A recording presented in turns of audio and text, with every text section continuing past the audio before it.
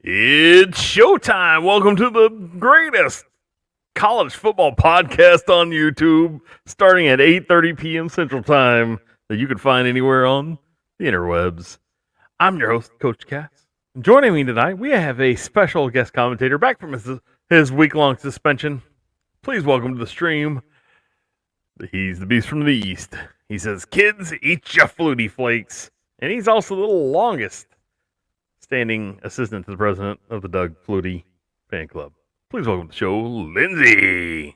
Some may bemoan having to take a week suspension. I considered it time well spent. I was trying to play this whole bit up last week. I was like, I'm gonna tell everybody that Lindsay got suspended. You know, we had to suspend him for a week. And I totally botched it. I mean, just like completely sailed it. You know what I mean? But see, nobody's watching right now, so nobody will have a clue what's going on. Yeah, wow, we don't have anyone in the chat right now? Nope, Bocce's here. Yep. Hey, yay, we got a fan. Hey.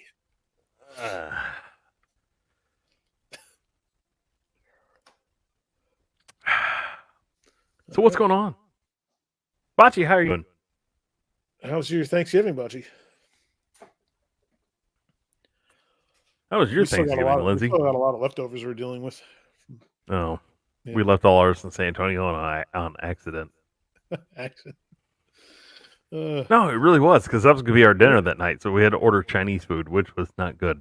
Oh. Yeah, you know, it is what it is.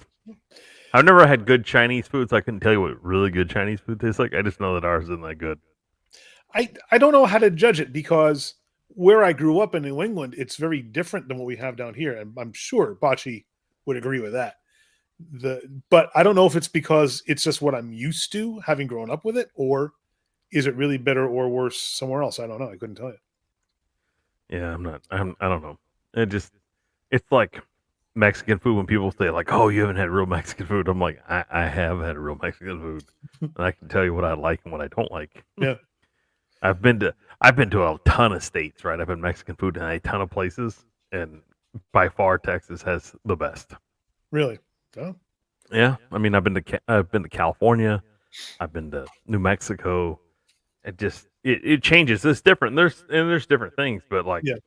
Ed's always telling me, like, "Oh, bro, we have the best Mexican food in Chicago." And I'm sitting there like, "No, not even close. No, it can't be. Y'all have all that Tex-Mex stuff." I'm like, "No, we don't. It's not just Tex-Mex. We have like regular, real Mexican food here. It's not that crap. You know, I don't know. It just, when people are like, "Oh, this is better. No, it's not. I'm telling you, I have authentic Mexican food." Well, I did something this year I haven't done ever before. I have already started cooking Christmas dinner today. Did you make a fruitcake? Beef. No. Gotta let it sit out. You're 25 days out right now. I know. If I start a beef stock for a gravy I'm making for a roast I'm doing. Yeah. Nice. Let's see. I haven't done anything for Christmas yet. We got the tree up, kind of. The decorations are going on very slow. Hold on. The decorations are going on very slow. It's okay. It's progress. The fact that you even got the tree up is amazing. I don't want to. I actually put it up with help from my daughter, of course. Right. So she's the decorator in charge this year. Same with the Christmas decorations outside. So, but you know, it is what it is. It's good. So Thanksgiving went well. Lots of family come over and enjoy your giblet gravy and your tuna casserole, or what? I did not make tuna casserole. I made we deep fried a turkey. I have a what kind of oil? Macaroni and cheese recipe to make peanut oil. Peanut oil. Is that what if I have a peanut allergy and I'm coming over? What are you telling me? I don't know that you can be allergic to peanut oil if it's been heated to 350 degrees for an hour. I'm sure you can. They put warnings on that stuff for a reason. I don't know. Do you think there's a warning for peanut oil, like on peanut oil, like this product contains peanuts? I never read it. I suppose it must be. You're gonna go look tonight. You're gonna like, we got like Yeah, a you pint got me left in this thing. I'm gonna run out to the garage, go look. Son of a bitch, I it don't does know. have it. Oh, my mom's Nope. allergic to nuts, and she had it, and she doesn't have a problem. Bachi says her tree will go up on Saturday before Christmas. The Saturday before Christmas. No. We may or may not. That's we have a that's like little Christmas Eve, isn't it? In Christmas on Sunday? No, Christmas on Monday this year, isn't it? Monday. Monday. Your tree is manufactured in a facility with peanuts? It's odd. That's weird to make a tree in a peanut factory. Yeah, I mean it's weird. Does it So are the smell like peanuts Mr. made- Planners? Does your Christmas tree smell like Mr. Planners?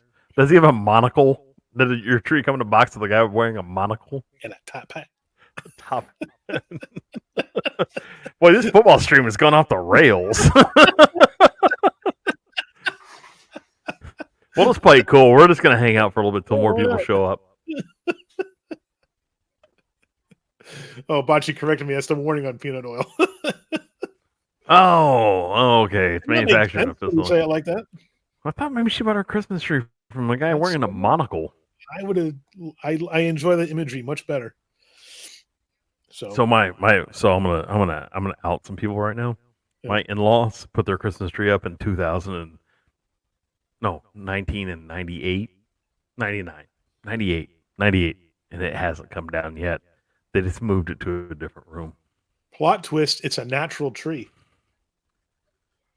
Who's Baji's or the peanut No, oil guy? your in-laws that have went up for the last 30 years. That is a dried stick in a stand.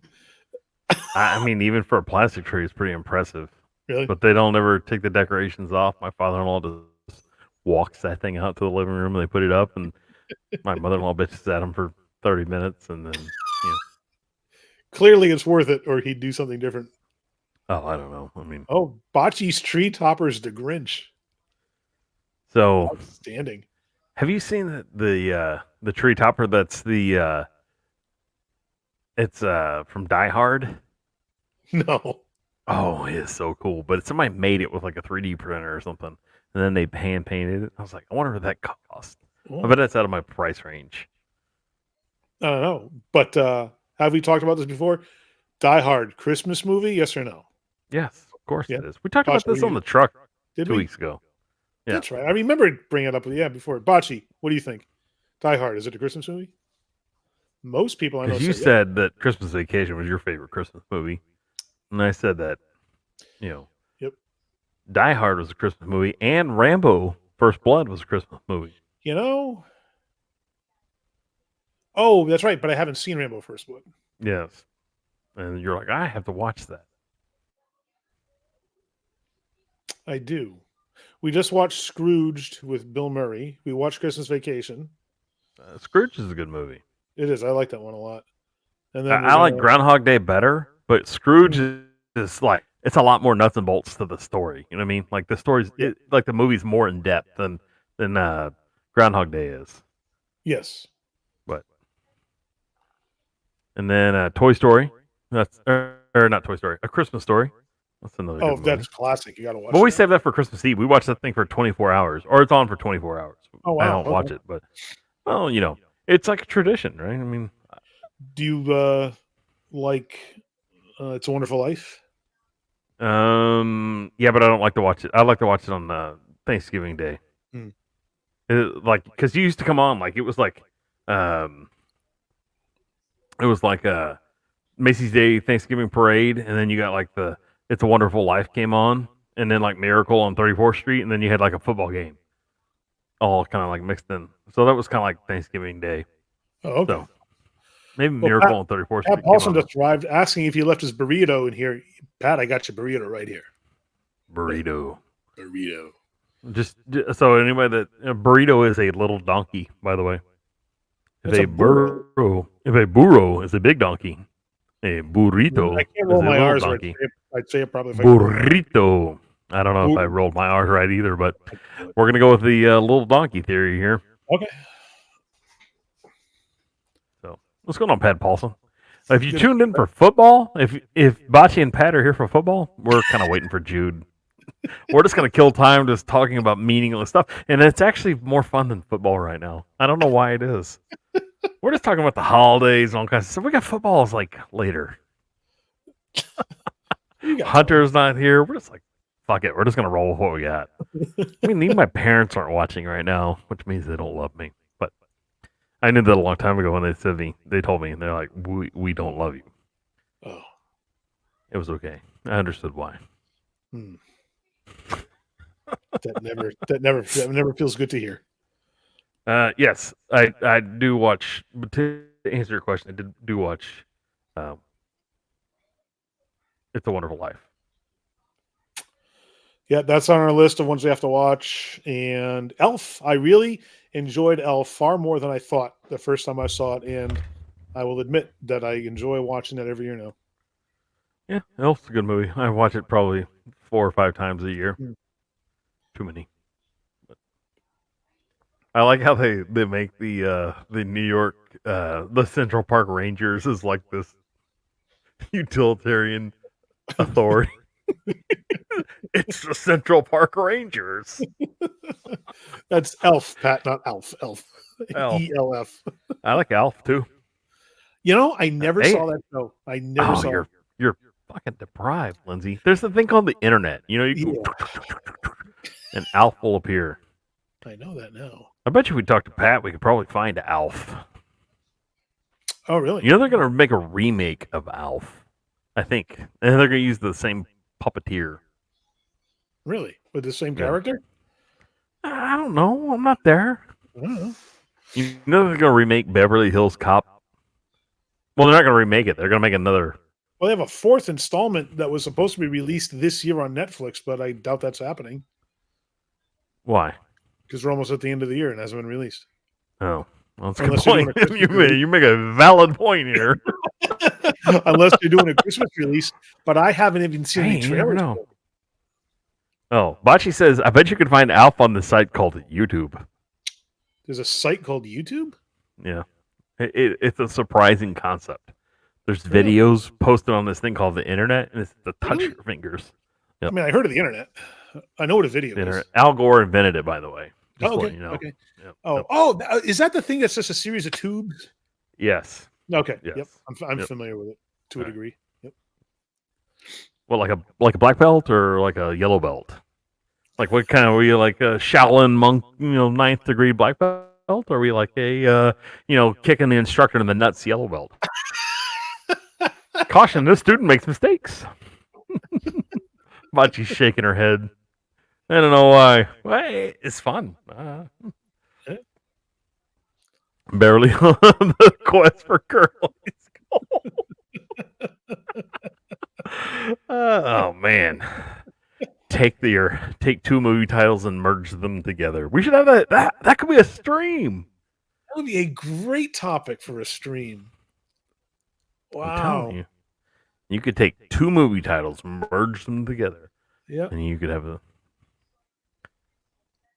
Wow, that's a great idea.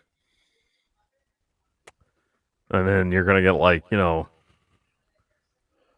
Little Rascals does Dallas. Wow. Hey, you didn't say it had to be. You had look. I didn't pick Barney or My Little Pony. I picked The Little Rascals. I mean, I'd watch it. I'm not complaining. I'm not complaining. Darla. I can't even tell the joke. Oh my god, we're gonna get Bocce's gonna cancel us. Darla does alfalfa. No. Or I mean, she could, but see, all the people from the movie are of age now. Right, so they're all old. Are they all still alive? Yes, we're living in it. Died of old age. No, the one from the 90s. Oh. All right, you want to hear a dirty? Does everybody want to hear a dirty joke? I want to hear Dallas Down Under. I just told one.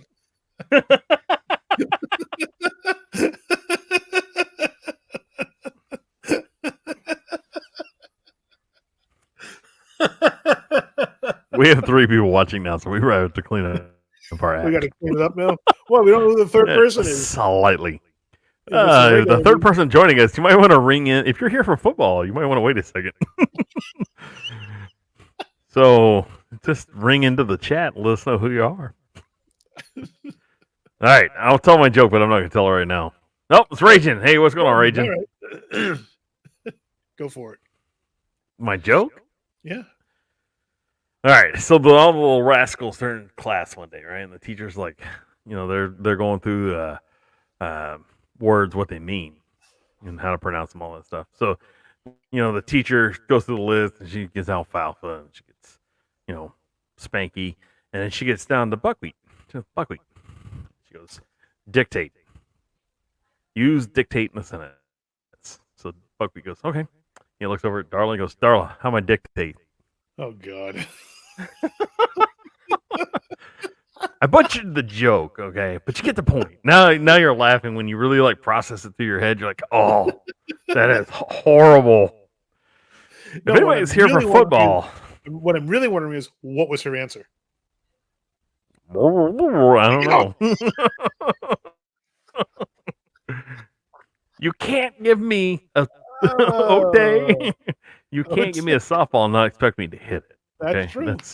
I'll lob him. You hit him. Yeah. Yeah. All right. If anybody's wondering, we're just waiting on Jude. Oh, we just lost somebody. He's running a little bit late. 2 people. Come on. Yeah. Did that joke run somebody off? Bocce probably left. He's probably. I'm done with him. No more. That was one. We got cut off. Yeah. Man.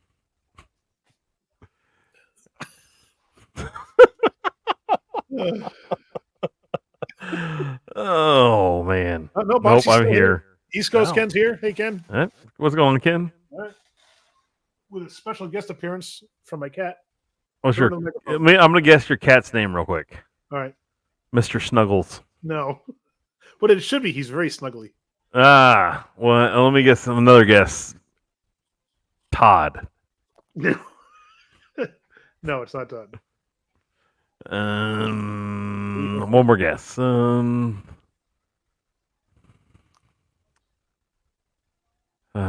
know. Surprise me. Hit me with your cat's name. We're both looking at. Oh, he was Austin.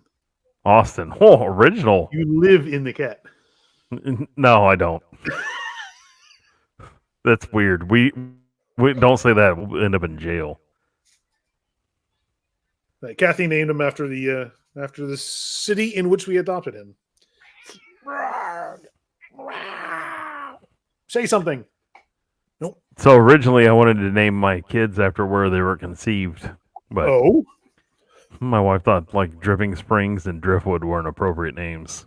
At least it wasn't like bedroom or living room floor or hood of car. Back seat. Back seat? Why don't you use a back seat? You get the whole car. Why limit yourself? Dad, why is my name Backseat?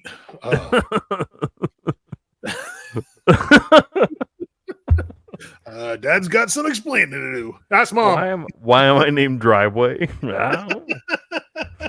Kenmore. Your name is Kenmore. Oh, God. Camaro, get over here. If you're tuning in for football, because we're tired.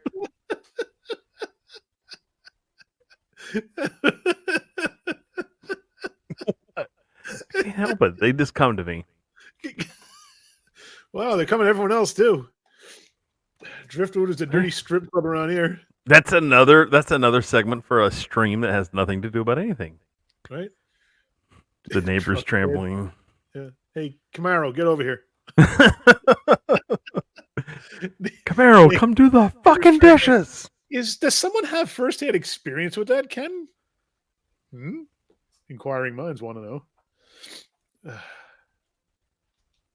Cass yelled touchdown when he was done. Yep. I blew a whistle.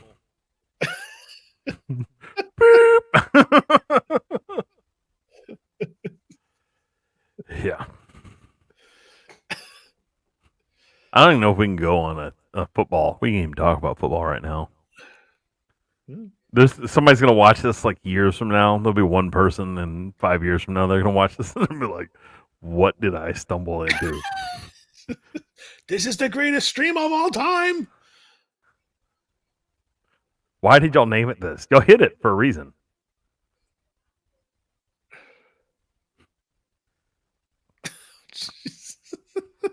Man, I thought we were bad. It's getting worse in the comments here in the chat. Oh man. Woo. Festiva.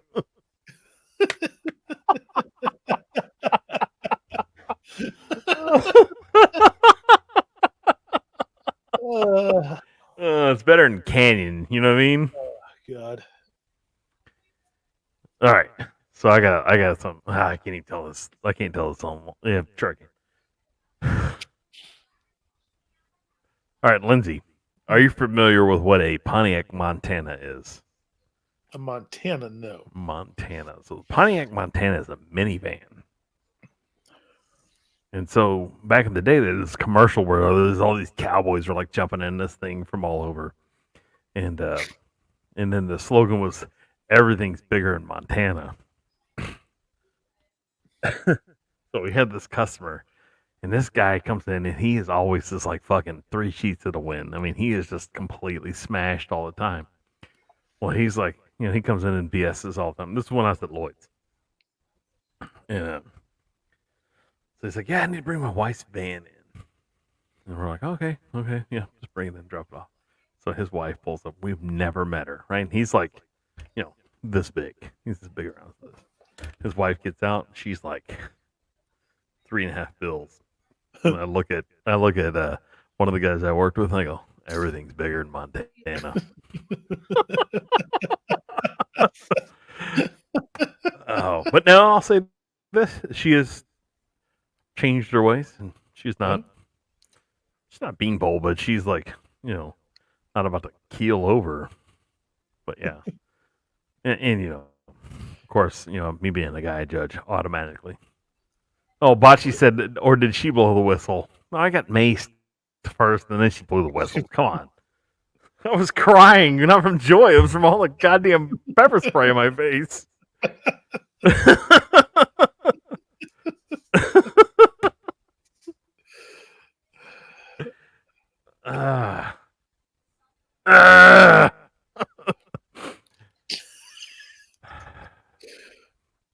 Jude, hurry! You have to get here soon. We are going to be canceled, like tonight.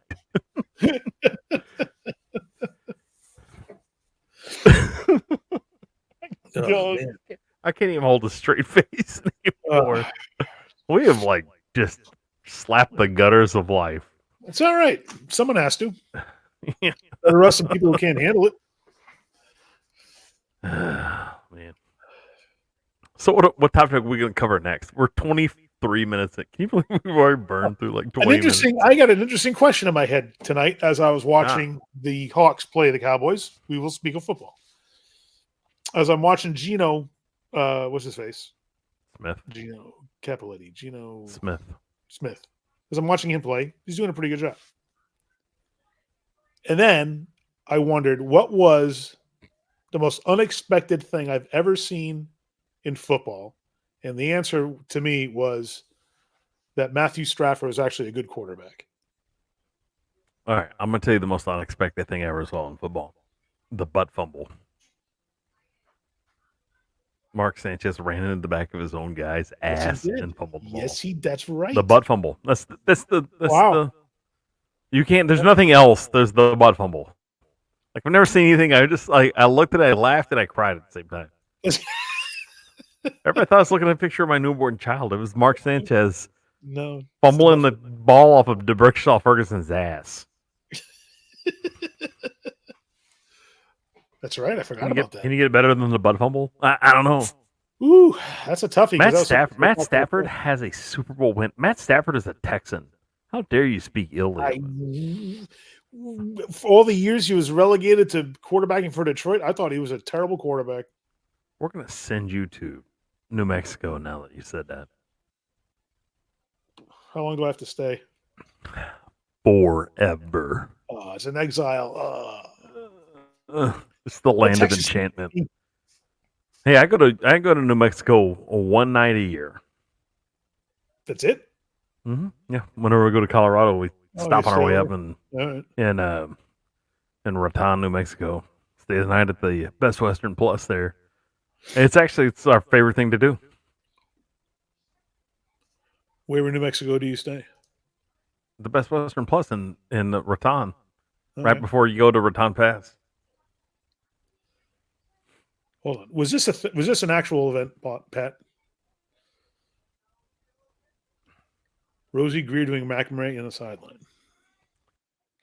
Do I have to Google this? Ken says most expected thing in foosball for me was Janet Jackson's boob pop. Well, Unexpected. that was very unexpected, wasn't it? Yes, it was. Who do you think expected her boob to pop out? Nobody I'm gonna say Justin expected- Timberlake and her. Jeez. I mean, if it weren't for Justin, that boob would have stayed in there. I don't And think now so. we know what I think it was her- popping out no matter what. Really? Do you think Yeah. that we would have found out her choice in nipple jewelry? It's better that you find out Irrespective what of her the fact nipple that- jewelry looks like than mine, right? Well, Got you on that one. yeah.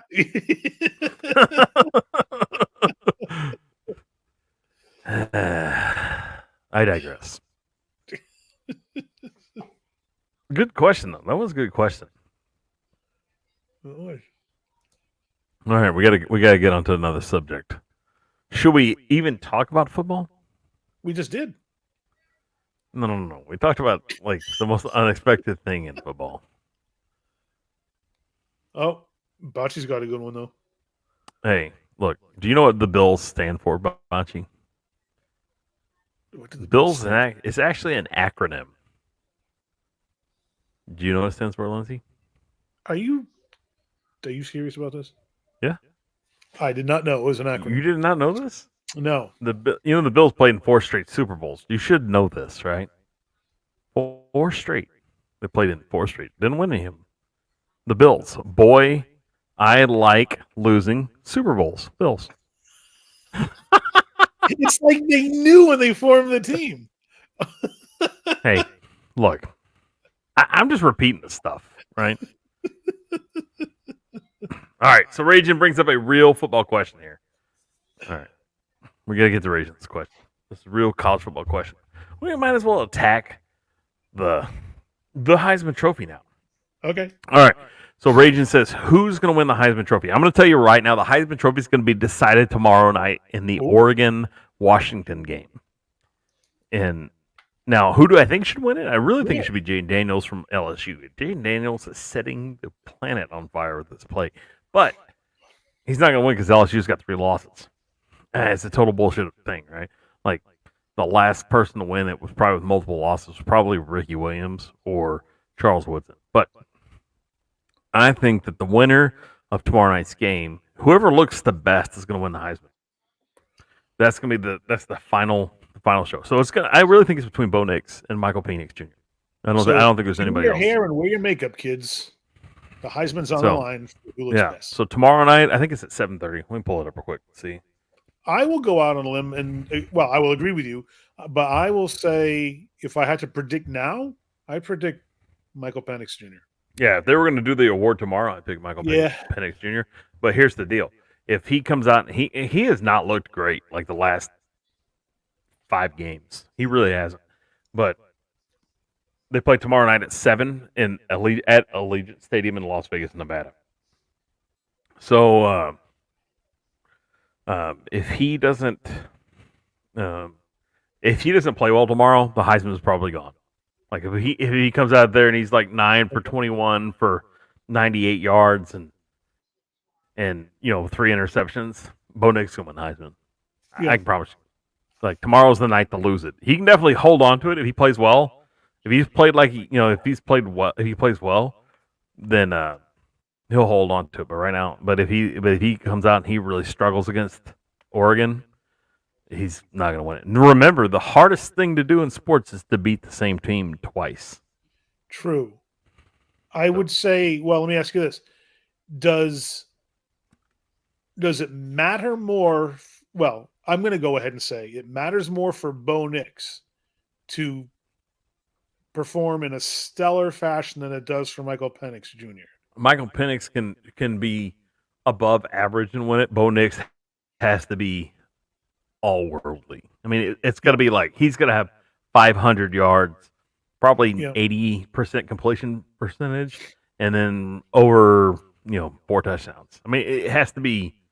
It's got to be. Yeah. It's got to be big, and it's got to be the differential between the two has to be big because a big win by Oregon will just put links on Washington.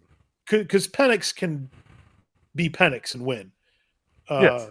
Nix, however, he has to be average. Yes.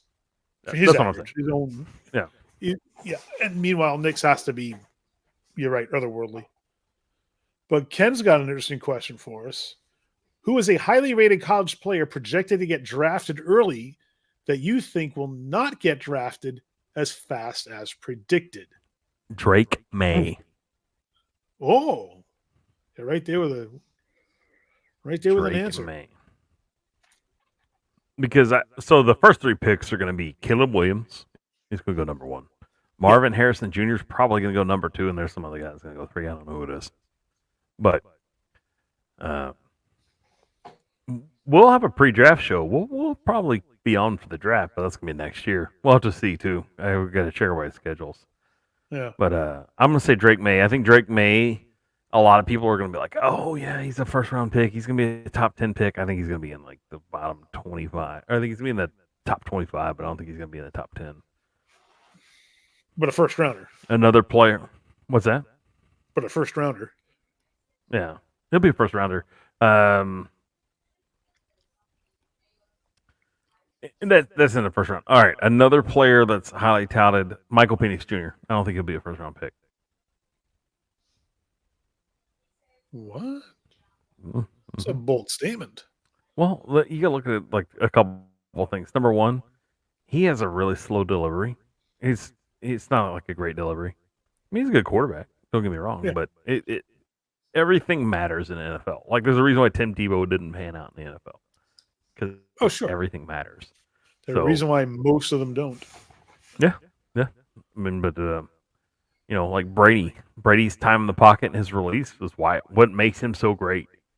Like he's accurate. He didn't have the biggest arm of all time, but it's a decent arm, like decent power. But his time in the pocket was very minimal, and his release is really quick. And the other thing that made Brady great is he's got like the mind of an assassin. He doesn't mind just going and gutting somebody. Right. But at Michigan, the only person that ever stopped Tom Brady was Lloyd Carr. So just to throw that one out there. Anybody else has any more questions about college football thoughts? Let us know. We'll be here all night, or at least till 10 o'clock. All right, well, let's get on to football. I don't think Jude's going to be here. I think he's running way behind. All right. So it's championship weekend. So we got tomorrow night, December 1st, 2023. We have the game. I don't even know what conference this is. I got to look it up real quick. I think it's the Conference USA. Back up for one. Are you kidding me? No, my nose is doing nose things. I'll be right back. Nose things? Is it running?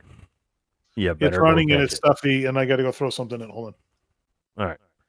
right. Before Lindsay comes back, we'll sit here and okay. So the Conference USA Championship is tomorrow. So Lindsay's going to come back and he's going to pick Liberty, but we're not going to pick Liberty. We're going to pick New Mexico State.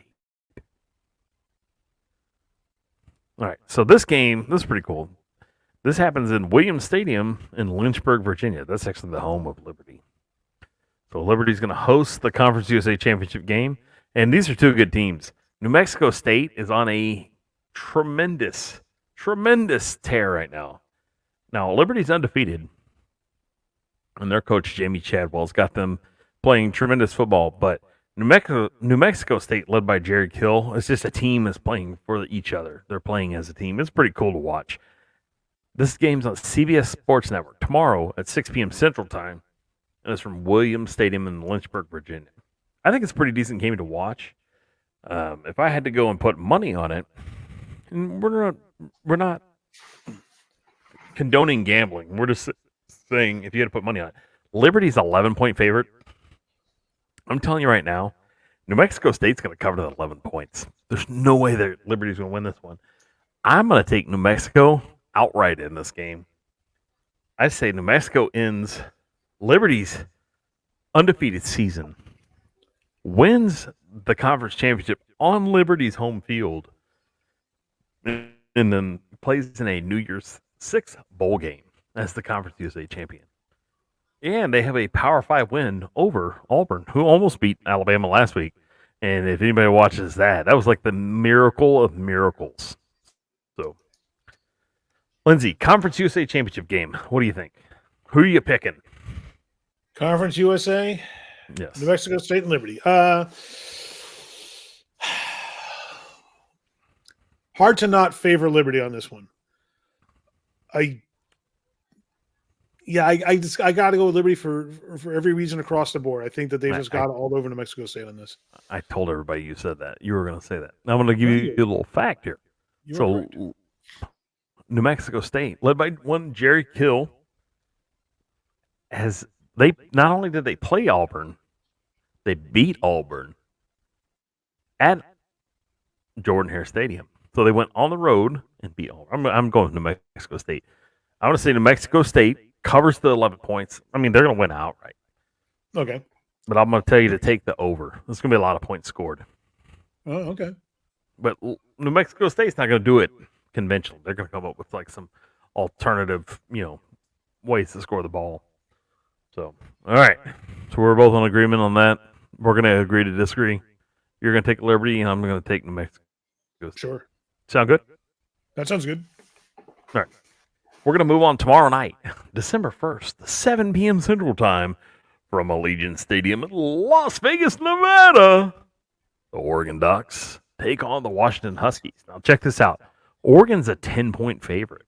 Yeah. Vegas says 65.5 points. What do you think? There's a lot on the line here. Not only is this a CFP appearance on the line, there's a Heisman Trophy on the line in this game. And I think it's going to be closer than Vegas thinks it's going to be. I don't see the point spread being covered. I'm going to go with the under. And I think ultimately who's going to win? Oh, it's going to be a close one. It's going to be a good game. I will have to give the edge to the Huskies. All right. So I'm just going to let you know right now that Oregon against the spread is 8-2-1. That's pretty good. As for Washington, it's 5-6-1. And I've noted that in their recent struggles of late. So they haven't played well against the spread. I'm going to take Oregon outright. I'm going to say that Bo Nix probably throws for 300 plus yards. Oregon's going to cover and take the over.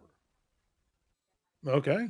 So your estimation is Bo Nix will be the Heisman caliber Bo Nix that he needs to be. Hey, if you got to pick something, you got to pick something. You know what I mean? Okay. Yep. No, that's as good a pick as any. I like it. All right. You ready to hop on over into Saturday?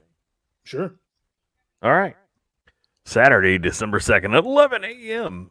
from Jerry World in beautiful, I don't even know if it's in Dallas County. I think it's in Arlington, Texas, to be honest with you. The Dr. Pepper Big 12 Championship game. The Oklahoma State Cowboys coming as a 15.5-point dog to the Texas Longhorns.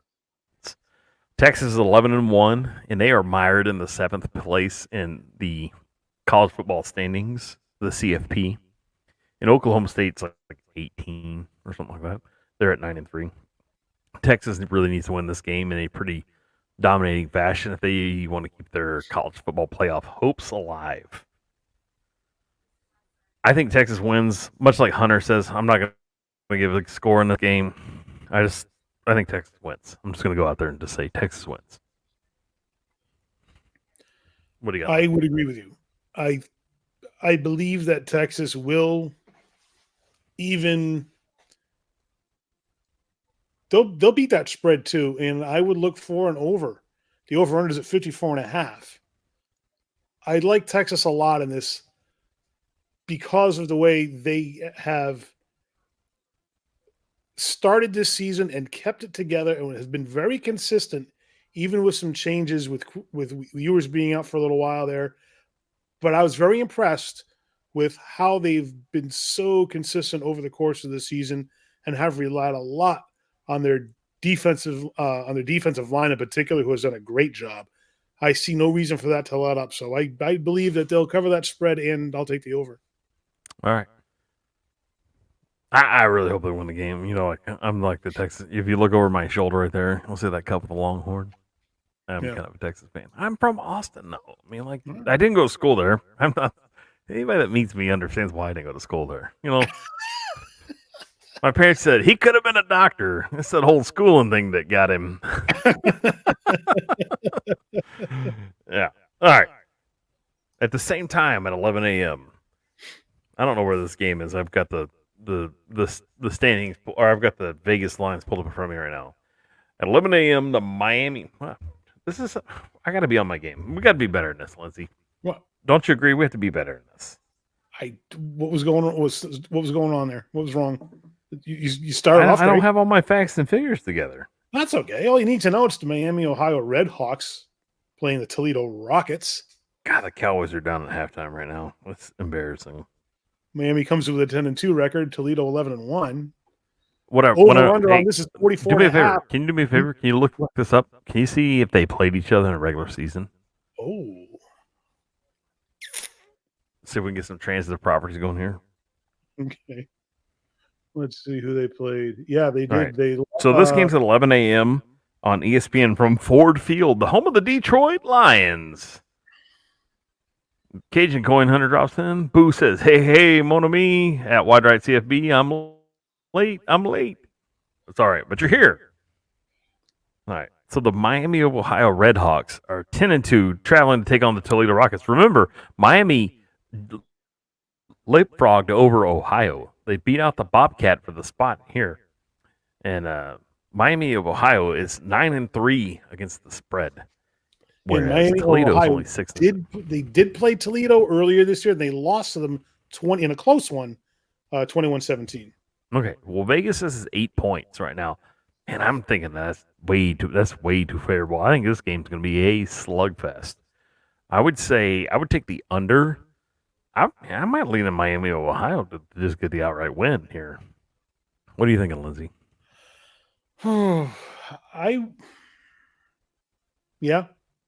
I would have no reason to go against that. And I would take the under. And I don't know if they cover the spread. 44.5 points. What they got? That's about what they got last 21, 21-17. So 41 points. Yeah. I think it'll be close. It could be a push at the worst, right? Yeah. So check this out. Las Vegas is hosting 2 championship games. Can you believe that? 2. Not 1, but 2. Because on Saturday at 2 p.m., the Mountain West has their championship game at Allegiant Stadium in Las Vegas, Nevada, home of the UNLV Rebels. So UNLV takes on Boise State, the Broncos, who fired their coach earlier this season and are, despite the loss of the coach, are actually playing in their conference championship game. The Rebels are only favored. Oh, the Rebels aren't even favored in this game. Boise State's actually favored in this game by 2.5 points. Vegas says 58.5 total points to play the game. The FPI has Boise State winning this game 55.9% of the time. I'm saying, man, I really like UNLV, but I don't like those numbers there. But you gotta look at this. UNLV is 9-3, 9-2 against the spread. 9-2. So I do like those numbers. I'm gonna see what you say first. Let's see you. Boise State is the only team that would rather always play on the road because they don't have a home field advantage. They have a home field disadvantage because of the goddamn ugly turf in that stadium. It's Albertsons Field, Lindsay. It's got to be Albertsons colors. Oh, the only time it's tolerable to watch the game at Boise State if it's snowing, or if you turn the TV off and listen. But then it sounds like people from Idaho talking. All right, I got an Idaho joke. You want to hear my Idaho joke? Sure. All right. Two potatoes are walking down the street. Which one's the prostitute? I don't know. The one that says Idaho. Oh God.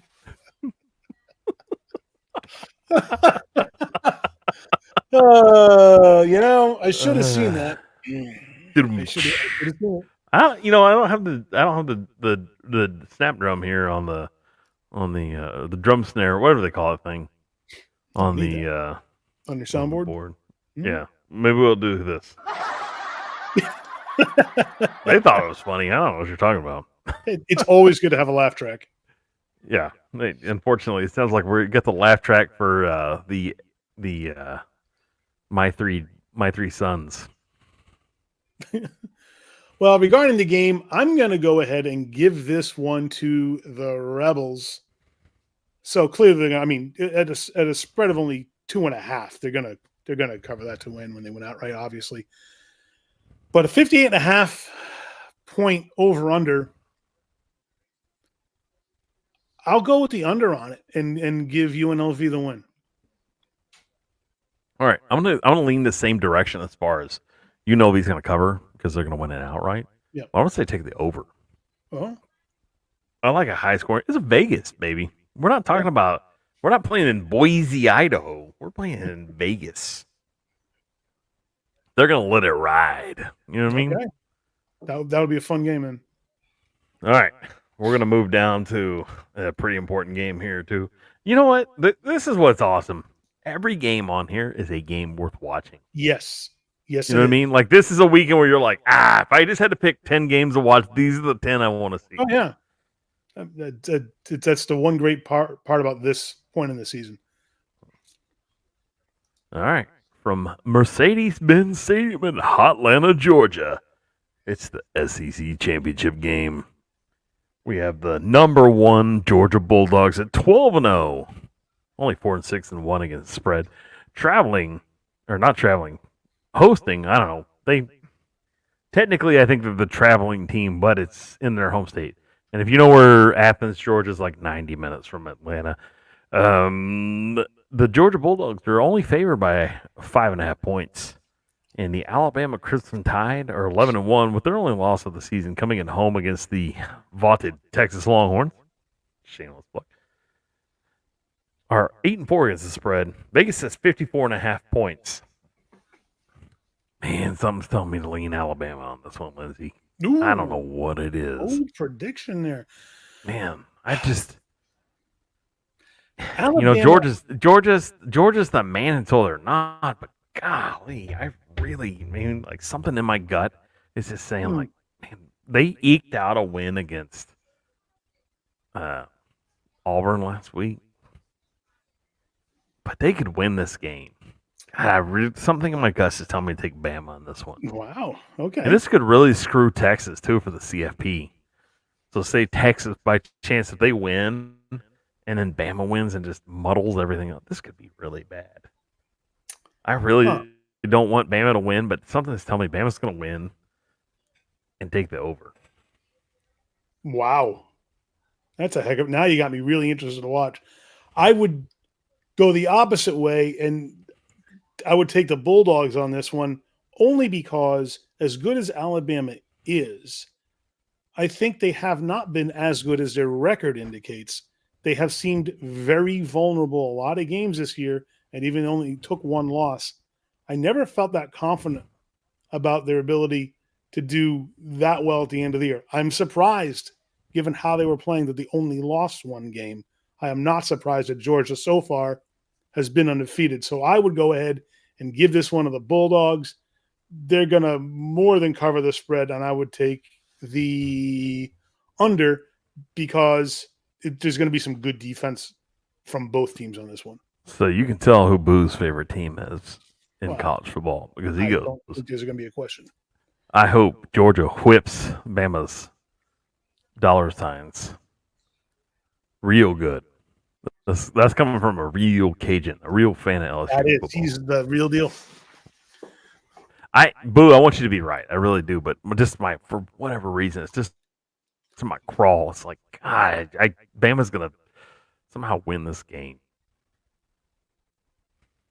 My son will probably break a chair over my head when he gets home. But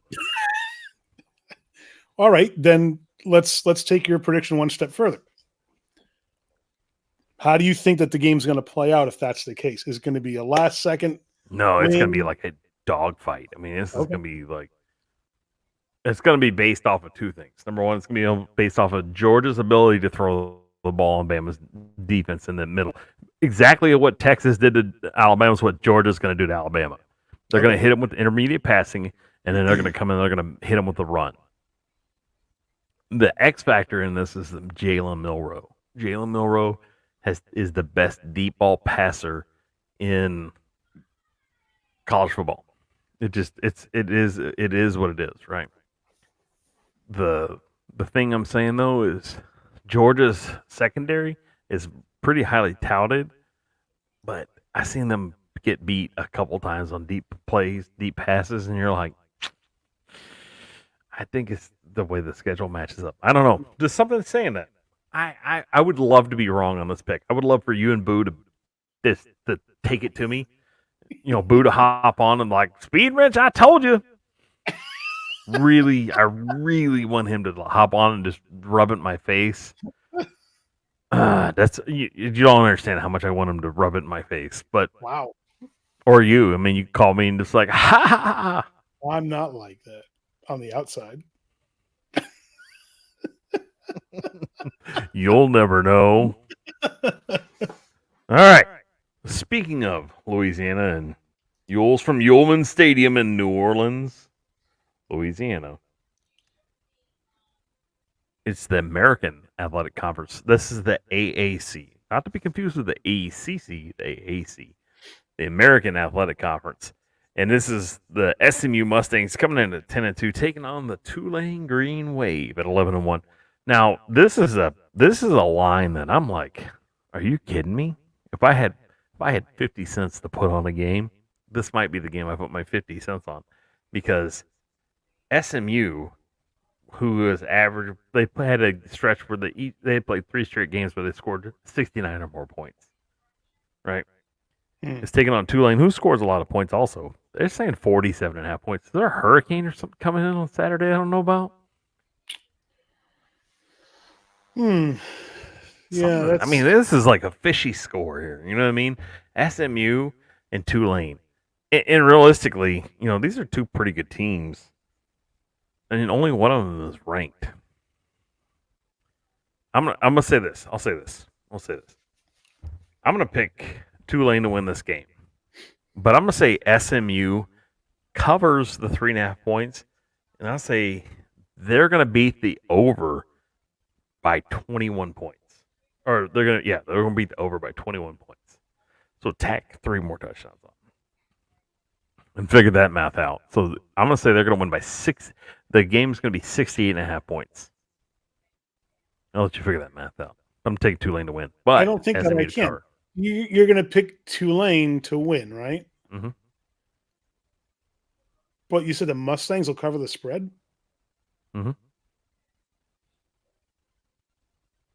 Tulane will win by like 1 point. 1 or 2 points. But Wow. they're not gonna win by 3.5. That is a knife edge prediction. I love it. Hey, I love it. I got That's one a- guy. This is like it's second to last week, but this is like my week to beat. It's just you and I. I just have to beat you. I'm not going That against is so 2 other phenomenally easy people. to I'm do. just gonna beat you. Wow, that's a great prediction. I love that. This is why we hang out, right? Yeah.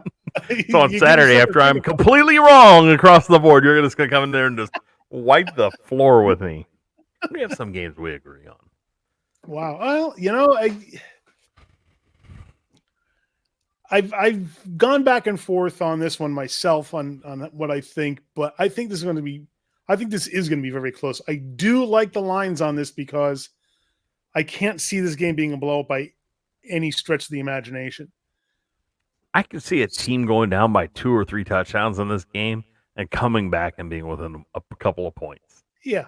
Yeah, absolutely. I could see that. I don't think there's a score big enough in this game unless Tulane comes out and scores like 45 points in the first half. I don't see this. I think this is going to be a back and forth. Just if you like offense, this is going to be a game to watch. That's what I'm saying. Yeah, I would take the over on this, and I would take Tulane to win outright. I don't think, man, that over under is just. I mean that spread is just so tiny. You're playing a tricky game with that spread, but yeah, that would be a good. That would be one of the very fun games to watch. Yeah, it's going to be exciting to see. Okay, we're going to travel down the road. When I say travel down the road, I mean I got to figure out where they're playing. From Veterans Memorial Stadium in Troy, Alabama. So literally, they're going to travel down the road, and at 3 p.m. on ESPN, the 4-letter network. I have ESPN. We're going to see the App State Mountaineers at 8-4 travel to take on the Troy Trojans. So Troy's hosting a home game. Now, this is in the Sun Belt Championship, and we like to call the Sun Belt in this house the Fun Belt. I think that App State could be upset-minded. App State has upset a few folks along the way to get here. What do you think? I'm going to let you go first. I kind of have a prediction in mind. It's going to be difficult to beat any team whose name is the Trojans, whose logo looks like theirs. If you know what I mean.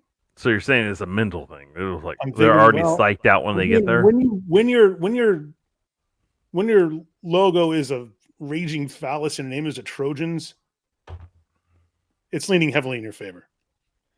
You've got the intimidation factor on your side. So I think that Troy will win. They're going to win outright and more than cover the spread. And I would take the over. The over-under is at 52.5. It's not going to be as close as some of the other games would be because App State, although they've done a very good job this season, just has not had the kind of offensive game that is going to beat the Trojans defense. All right. I agree with you. I think Troy's going to win this game. I think they're going to cover. I think they're going to take the over. Boom, boom, boom. All right. You agree? I agree. Yeah. We gotta have something we agree on. We agree on a lot of the other stuff too. Oh, okay. I bet we agree on We're going to head down the. Oh, I don't know. I have a premonition here. Oh. Because you can't use the law. I hate the law of transit. I love the law of transitive properties. I'm not gonna lie, I really do. I think it's like one of the greatest things of all. It's like, oh, because I did this, this is gonna happen. You know, it's probably why I'm where I'm at in life. All right, we're gonna go to Indianapolis from Lucas Oil Stadium. So this is in a dome, so weather's not gonna be a factor. Mm-hmm. The number, 2, 3 team in the nation, the Michigan Wolverines at 12-0 travel to take on the Iowa Hawkeyes. I'm going to have to see what the dome prediction is for Iowa. I bet you Iowa's got some goofy stat line where they have like some 0-72 record in domes or something like that. I'm serious. I bet you there's some like goofy prop bet that they're like 0 in dome games. Wouldn't surprise me. It's not going to help them Saturday, though. I don't think. No matter what they could be undefeated in domes. I don't think it's going to help them. Jim Harbaugh is going to be back for Michigan this week after serving a 3-game suspension. I think Michigan wins. I'm going to pick Iowa to cover because there's only a 35.5 point spread, right? So if Michigan wins 28-7. Yeah, Iowa covers. So I'm gonna say Iowa covers. It's a 22-point spread. Yeah, with 35. But the over/under is 35.5. So I'll say Michigan 28, Iowa 7. Michigan. Yeah, it's not going to be a problem to cover the spread at all. Like I don't. Yeah, the spread is going to get covered. No, spread's not going to get covered. Iowa's going to clip it by a point. They're going to be within 21 points. They're going to take the under. Oh, all right. You see where I'm coming from? Okay. I'm going to pick Michigan to win this game. In fact, It's good for Texas for Michigan to win this game. Okay. They need. I think maybe chaos theory is better. I don't know. Michigan 28, Iowa 7. Michigan is gonna go ahead and they're gonna cover the spread. They're gonna score, or they're gonna push. It's gonna be 35 points, and then the point spread between the two teams take the under because I think Iowa's gonna cover by 1 point. Okay. It's degenerate gambler stuff. We're not condoning gambling. We're just saying it exists. It does exist. We can't All ignore right. it. Are we good on that? What are you saying on this one? You're picking Michigan to win by like I'm going to pick Michigan to win. I 3 don't, acres and a mule. Yeah, I see this one kind of being State of California. a walk. They win by the length of the state of California. I don't know about that much, but they're going to win handily. I think that by the time the fourth quarter rolls around, this game will have squarely gone into Michigan's corner. You're saying backup quarterback's playing then? Yeah, probably give him some playing time. He needs it. The kicker gonna take some snaps. Got the kicker on a little toss sweep over here. We don't want him passing, but he needs to take some snaps, get his snap counts down, learn to hand off the ball. Right. Yeah. Hey, Arch Manning got in the game last week for Texas, and he actually got to throw the ball. Yeah, no. He looked pretty There good. was more fans cheering whenever he walked in than whenever they were winning the game. And he looked good. I feel good for guys like that who Other than he was throwing the ball like 600 miles an hour. There was no pass that was catchable. You know what I mean? hey, he was out there just Playing to win. He was feet wet, and I really enjoyed watching him do that and get involved and start getting some play time. So that was fun. All right, we got to talk about other teams now. From Bank of America Stadium in Charlotte, North Carolina, at 7 p.m. on ABC, the number 14 Louisville Cardinals take on the Florida State Seminoles, the number 4 Florida State Seminoles, who are unfortunately without their quarterback. We didn't get to talk. We didn't get to share what we saw whenever Jordan Travis had his leg smashed. It's real unfortunate, but all right. I'm gonna let you go first because I have like a fandom. This is gonna drive people nuts. I'll let you go first. All right, so let me ask you this: Is the Seminoles quarterback not playing? No, Jordan Travis done for the season. He's out? done for a college career. Never gonna play college football again. Moving on to the pros. What year is he in? Leg snap like pretzel. I think it's like 5th or 6th year senior. Oh, okay. So This was his last year, no matter what. He had a Joe Theismann situation. Yeah. Except for Lawrence Taylor went standing over his body, wishing him ill will. He got rolled up. It was really, man. If you haven't seen, you've seen this play. I know you have, but it was not good. That's going to take a while to heal up. So they haven't played a game without him yet, correct? Yes, whole- they a played full 2 game. games without. Well, they played the They rest did, of the game that he was out, and then last week. Okay. And the backup quarterback's got some drawn out name. It's like, because the water's warm, or like something like that. Man, it's going to be tough to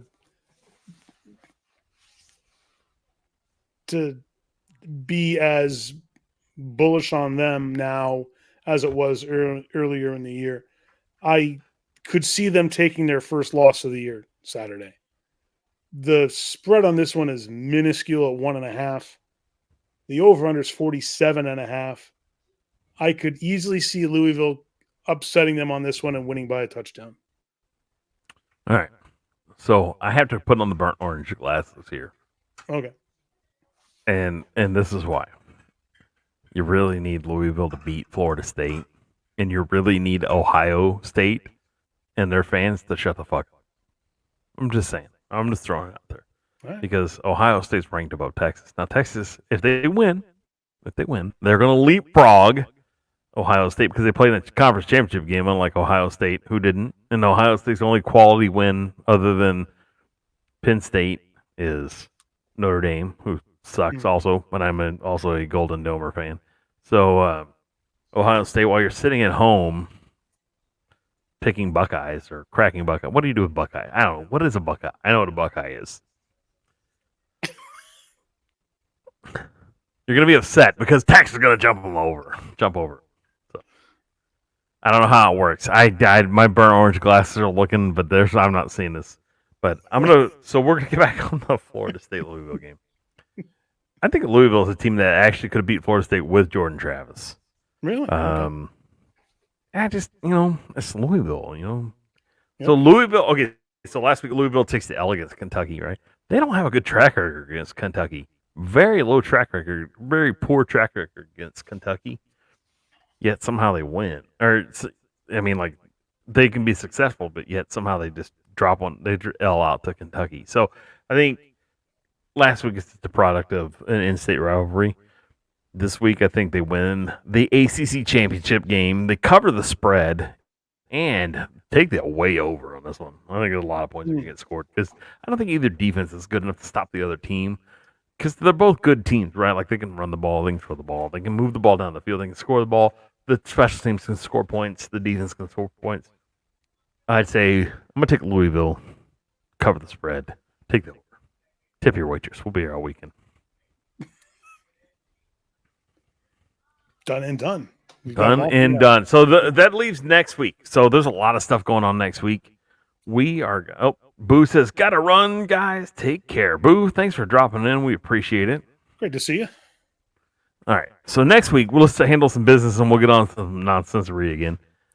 If Lindsay wants to. We can always end the stream early, too, if you wanted to. But we could get back on the subject of what's your favorite Christmas movie or, what are two condiments that should never be put together? We'll get into that in a second. So I'm going to break down the schedule for next week. All right. So this is how everything's going to work. Next week, we're going to have our Heisman. Our video is going to come out. This week, our video is going to come out for our Heisman giveaway. Next week, next Thursday, we're going to award the winner of the Heisman giveaway. It's the same package that Bocce's getting, hopefully before the winner of the Heisman gets theirs. That'd be embarrassing. And JWC Tech, I got your football coming to you like this weekend or tomorrow. We're working on it. I've just been real busy.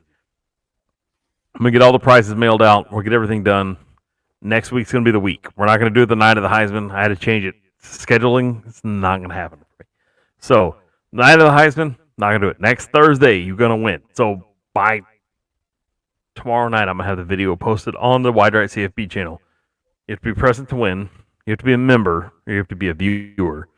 And you need to be present during the drawing for the win. You'll win, shirt like I'm wearing, you'll win a bocce ball. And you'll win a $25 gift card to the one, the only Buffalo Wild Wings. So you can, she said that she expects her shirt by Christmas 2020. It's made. It's sitting next to me. It is. I just need to get it to you. Sorry. I apologize. Do I need to send you your bocce ball? Bocce, this is an honest question. Do I need to send you the bocce ball? I mean, it's like taking water to the ocean. I'm scratching my bocce ball. Anyways, so we're going to do it. Then we're going to cover Army Navy. That's next week. Mm-hmm. We're going to talk about that. And then we're going to have our bowl breakdown extravaganza. After that, you're not going to see us for a little bit. Night of the championship game, you're going to see us for about 45 minutes, maybe an hour. We're going to talk a little pregame, give our thoughts, give our predictions for the next season, our way too early predictions. And then we're going to take a little long-deserved time off and go on from there. What do you think? Sound good? It's a good All right. So look for a video this week. Comment on the video. Give it a like. Make sure you're subscribed. And you and only you can win the prize worth the teens of dollars from Wide Right CFB. All right. That's going to wrap the football portion of the show up. Who's ready for some nonsense-3 now? Let's pop this doodad over into overtime here. Normally we have the game of the week that doesn't matter. I think all these games matter. That's returning next week. Game of the week that doesn't matter. We're going to have 3 of them. Yeah, well, because everything's a championship game this week, obviously they all matter. So, no, everybody left. We're down to 1. Bocce's still here, I think. That was fast. Yeah, everybody's like, we're getting you out of here. All right, Lindsay, what are 2 condiments that should never be mixed together?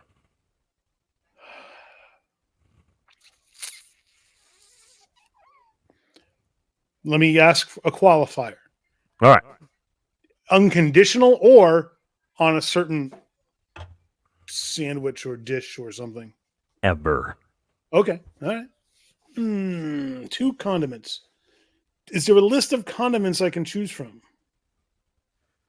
I mean, Are we talking like ketchup, mustard, mayonnaise, relish? as long as it's not a meal of its own. Okay. Well, I mean, you can make a meal out of condiments. We've all done it. I mean, everybody's had the jam sandwich and the pinewood float. Oh, Diabolical says relish shouldn't be on anything.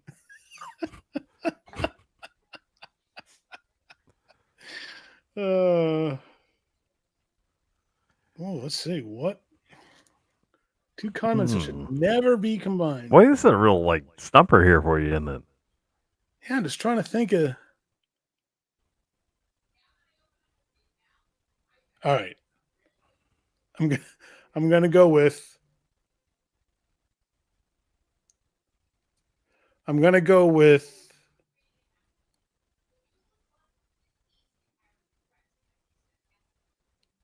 Relish? No. Ketchup and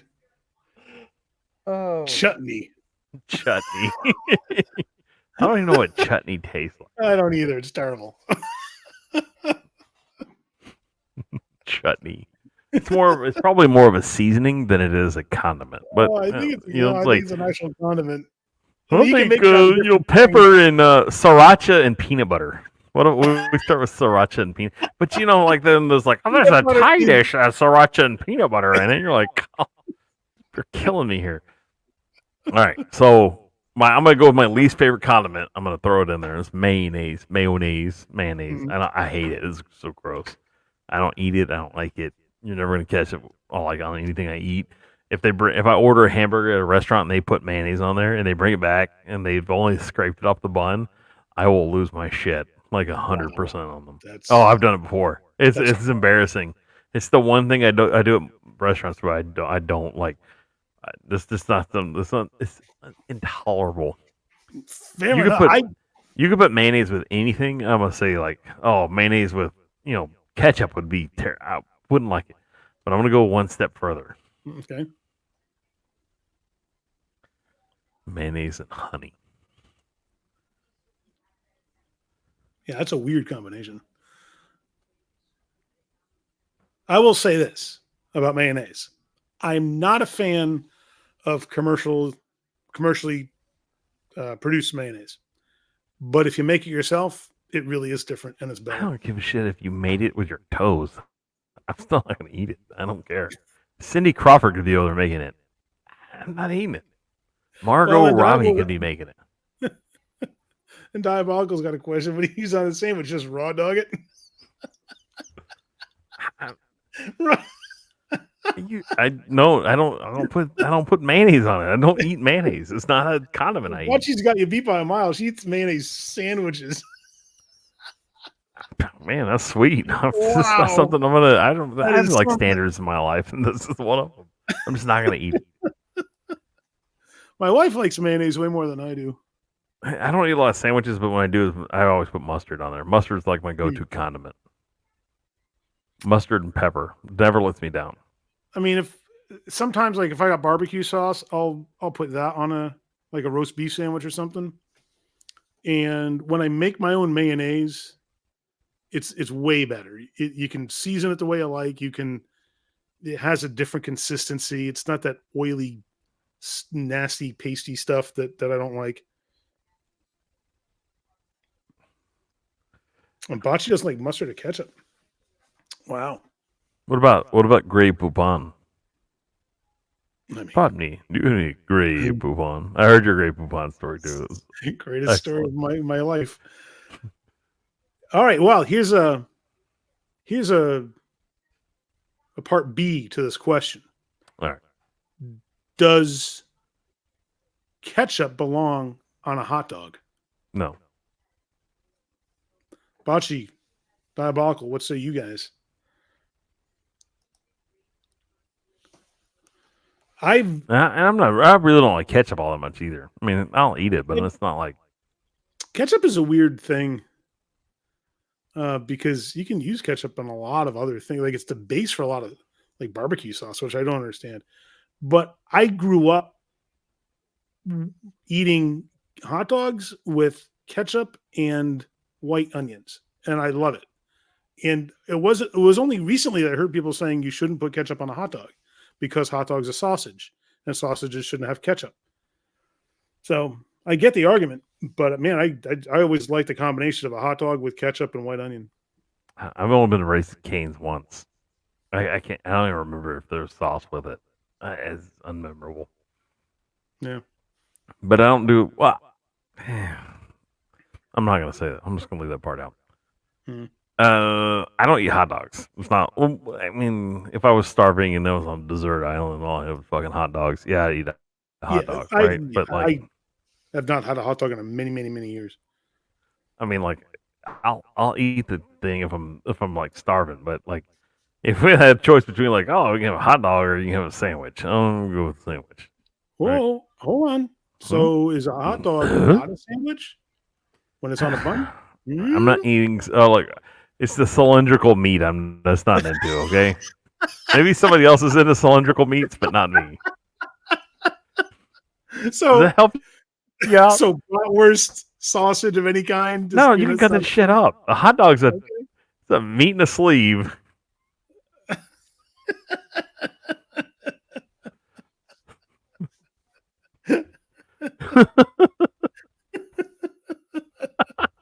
Fair enough.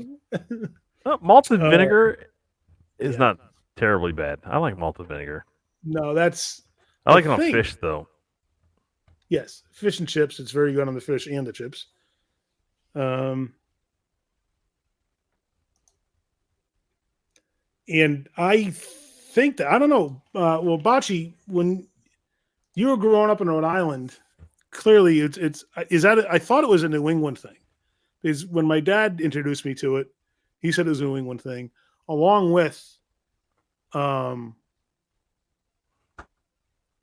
eating cheddar cheese with apple pie.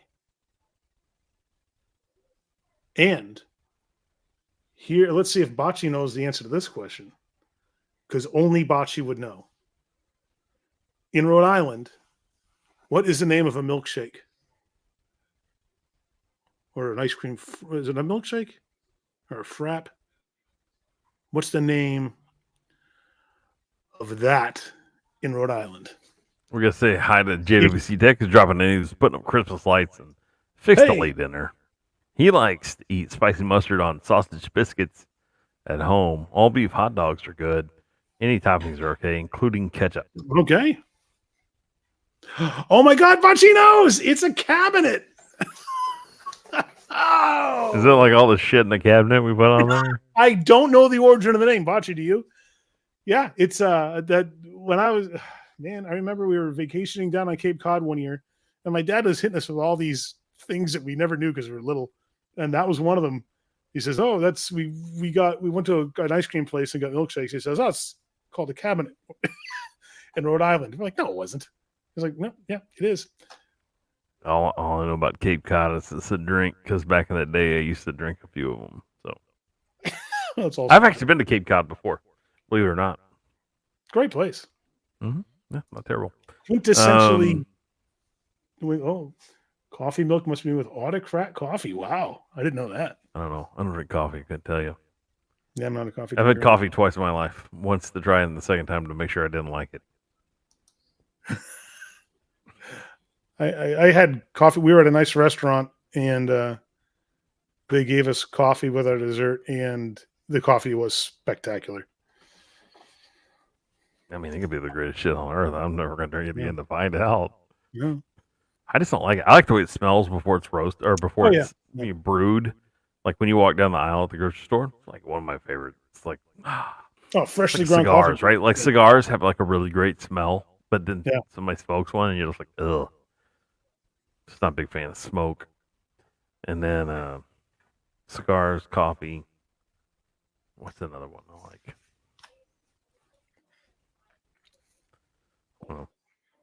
So what's that? Oh, they all. It's got a great aroma.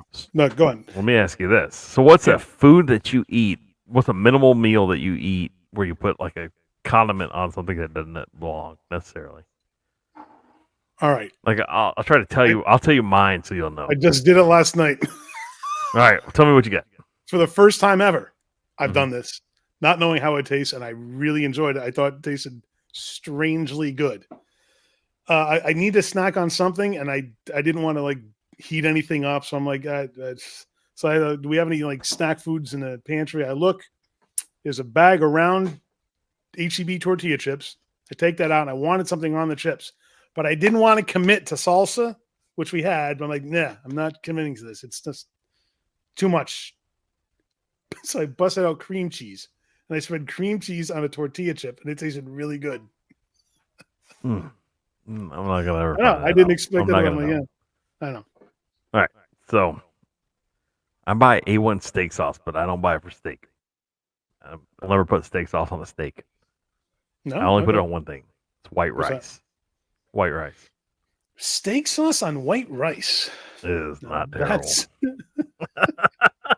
I too have never put steak sauce on steak because I don't enjoy the flavor of A1. It's too sweet for me. And I think there's a way better way to make. I mean, if you're making steak, it's too easy to make a fantastic steak sauce on your own. So that's what I do. But on rice,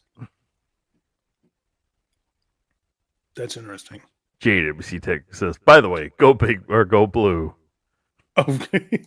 And he Back also to said football. Hey, it's only a football stream, right? his daughter used to put mayo and ketchup mixed on fries. My wife likes French fries with mayo. I've never tried it. Yeah, well, I had a boss that used to do that.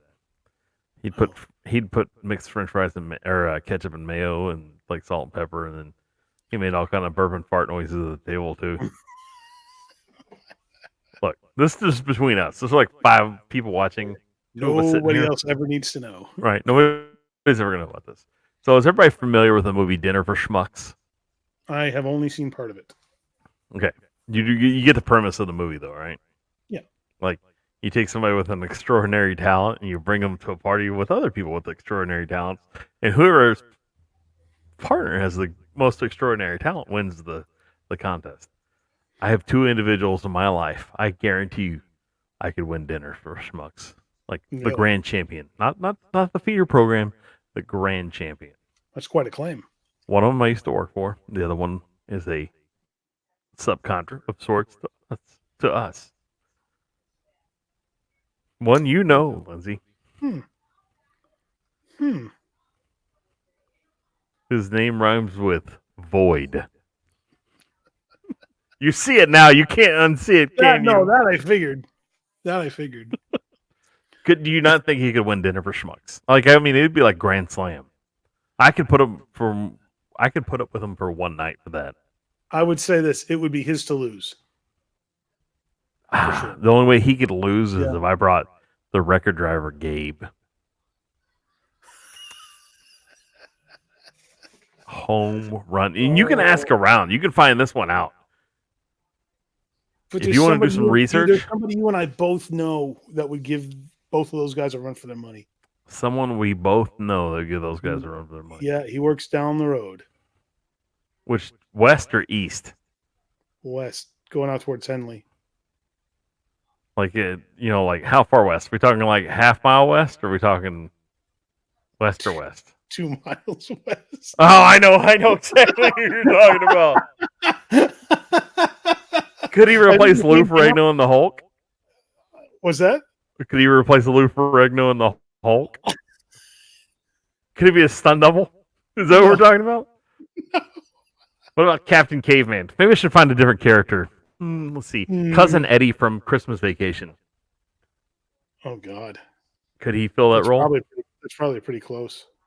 That's pretty good, isn't it? That's I know what you're probably talking pretty close. Yeah. Yeah, don't ever count him out. about. No. I still think Lloyd would win this one, like hands You down. might. I'm gonna say. I'm saying it rhymes with void.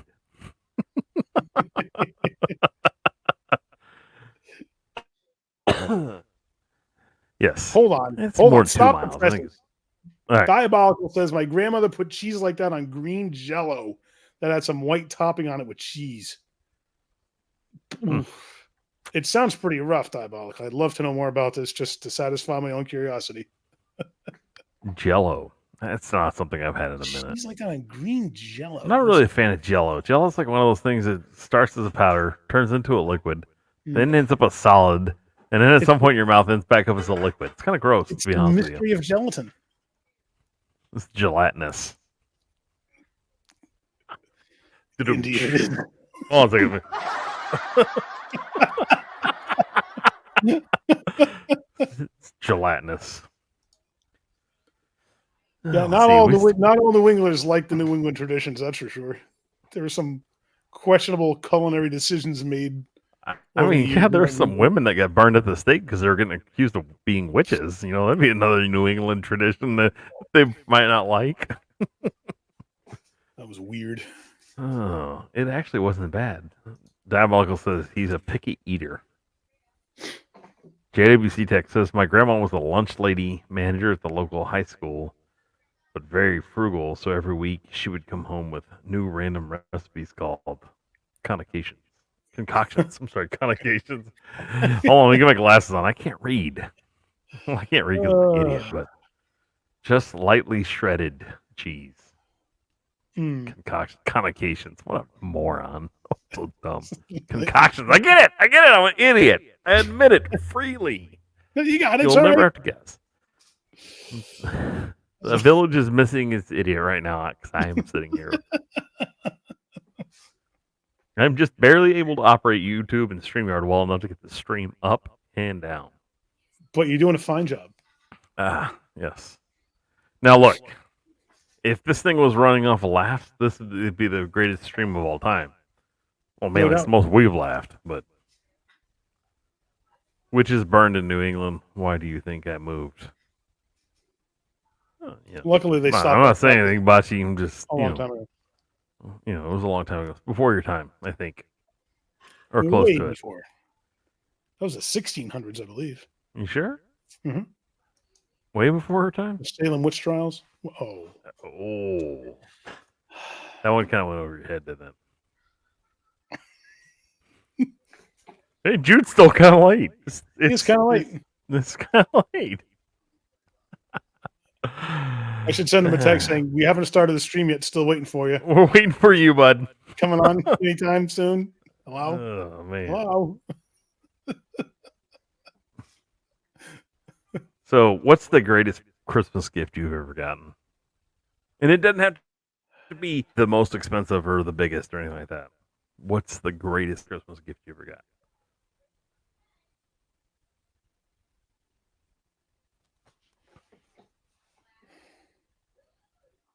People in the chat, throw in your favorite Christmas gift. Doesn't matter what it is.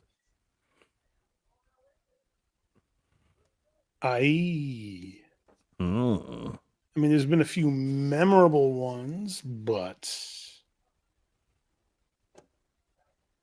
gosh, I don't know.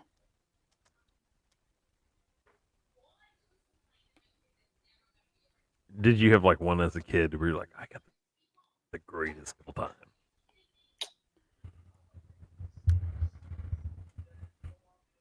Man, nothing's really coming to mind as being a standout greatest gift. I remember more than the gifts and stuff. I just remember stuff that went on during certain Christmases, and how much fun we had doing things as either family or getting together or whatever. Man, I'd have to give that some thought. Now you're making me perplexed. Yeah, because Diabolical says the same thing. He doesn't have one or remember any of them, to be honest. Right. I mean, I already had something in mind whenever I said this. So one year I got a gift card to a grocery store, right? You think, yeah, that's kind of a shitty Christmas present. Al contraire, mon frere. At that said grocery store, I realized I stumbled across an invention I had not yet seen. Mainly because I don't spend time in the kitchen, believe it or not. Looking at me, I'm the food tester, not the food preparer. I found what's called a rice maker. I'm like, there's such is a gift. I too can become an expert rice maker. Hence the A1 sauce on rice. Okay. There you go. Greatest Christmas present ever. Rice maker. I know lots and lots and lots and lots of people, from people who really can't cook all the way up to professional chefs, who all use rice makers. For the life of me, I don't know why you can't just put rice and water in a pot and cook it that way, because that's how I make rice and it comes out great every time. I So can make rice makers rice in a confuse me, pot. but there's obviously something to them because a lot of people use them. At all skill levels. Yes. Okay. I Oh, don't looks know like you, GWC looks Tech. like It you was struck a vein the here. is the house brand. I don't remember what brand it was. This was probably 12 years ago. Uh-oh. My mom was the type that instead of getting what you wanted or needed, she would get what she thought you wanted, like an Ohio State sweater. Maybe she got it so you could burn it in effigy or hang it in effigy. That would maybe. You never know. And Bocce for years got car parts, exhaust system, tires, transmission. How would she say it? Come on. How would she say it, Lindsay? What did she get? You got car parts for Christmas, new exhaust system, new tires, tranny. But they were not her favorite things. I don't know. I mean, She re-gifted the rice maker. look, I have a box of stuff. This is the regift box. This is horrible. You can go in this thing year round. This is like wedding presents, baby showers, anything. You can go and Pat CB's joining us. Pat, how's it going? Hey, Pat. And he says, yeah, his sister is an amazing cook. Boils the water out of the rice every time. But I have a box in my house, which they're like gift cards. I'm not a big gift card person, right? I really, gift cards are like, it's like, I also don't like regular cards either. It's just kind of weird. Like greeting Gift cards cards are not my favorite thing. Even though I'm giving away a Buffalo Wild Wings gift card and the EY Right CFP giveaway. Be present next Thursday night for the win. Mhm. We're gonna do it at halftime, by the way.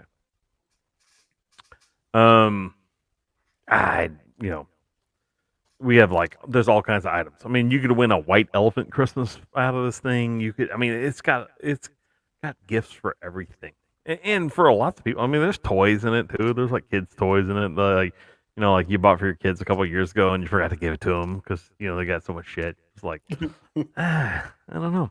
So the regift, oh yeah, I can regift some shit. We have a regift box. You're just like, oh, we're going to this party. We got to bring something. Cards Against Humanity. Okay. Yeah.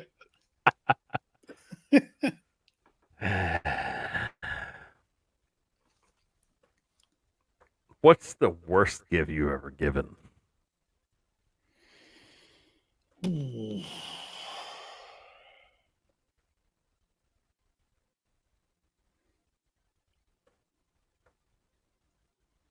Man, I'm asking some toughies today. The worst gift I ever gave anyone. Anyone I liked? Anyway, those folks out there in YouTube land, any gift you've ever given, what's the worst gift you ever gave somebody? And you intentionally gave it to them because they deserved it so much. And then we'll move on to the other one. That what's the shittiest gift you've ever gotten? Because I've got that one for the win. See, I'm going to hold on that.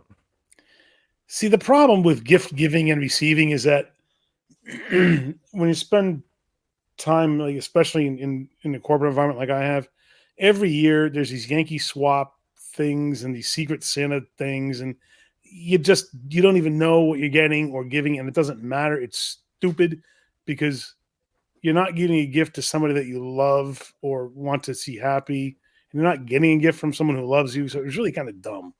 So unfortunately, all the gift giving and receiving is lumped in as one blur of like Christmas and then maybe a birthday and then a Secret Santa at the office and then like a Yankee swap dumb thing. So I feel tarnished by my past. But JWC Tech remembers one. His dad got him a Lego Technic skid loader Bobcat when he was around 10 or 11. That's pretty cool. Legos Yeah. are always a good gift. Yeah, I'd take them right now. Yeah. The middle-aged kid in me would hop all over that. Oh yeah. No doubt. I would. The if I had worst Legos gift I today, ever gave, lottery tickets.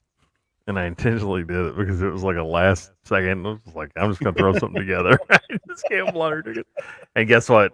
They were all losers. Oh, Bocce gave a fruitcake and got a fruitcake back to you. You want to hear the worst part of the whole the lottery ticket debacle? What? I bought a lottery ticket for myself and I won. Mm. I'm a terrible Wow. human. And you know what? Subsequently, it's like one of the last times I ever played the lottery or Okay. scratch off tickets. Well, lottery in Wow. general. I just don't play. It's not my thing. Yeah, You can't win if you don't play, but I don't play. but you're probably not going to win if you do play. So No, that's kind of the thought.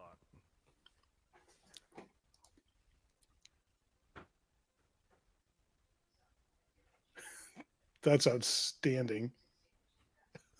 You said I got it from Santa. Got a lump of coal. All right, y'all ready for the worst gift I've ever gotten? Yeah, Ever. I mean, like ever. Was probably. I gotta be careful how loud I say this because this could get around like wildfire in the house. Because it came from a family member by marriage. Oh, I was given a assortment of gifts. One being a kit for shaving, but it was Okay. like disposable razors, which for some reason I don't need. hey, maybe you do your legs. No one knows. Ish. I don't. Another one was a 25-cent watch from somewhere. QVC, a garage. I don't know. It was a plastic watch, and it didn't work. And then the coup de grace of the gift giving that season was a box for a sandwich. That was it. I was like, I would have been fine with nothing. A box or a sandwich. You know those little plastic boxes that you put a sandwich in? I got a Yeah. fucking box for a sandwich. I was like, what am I going to do with it?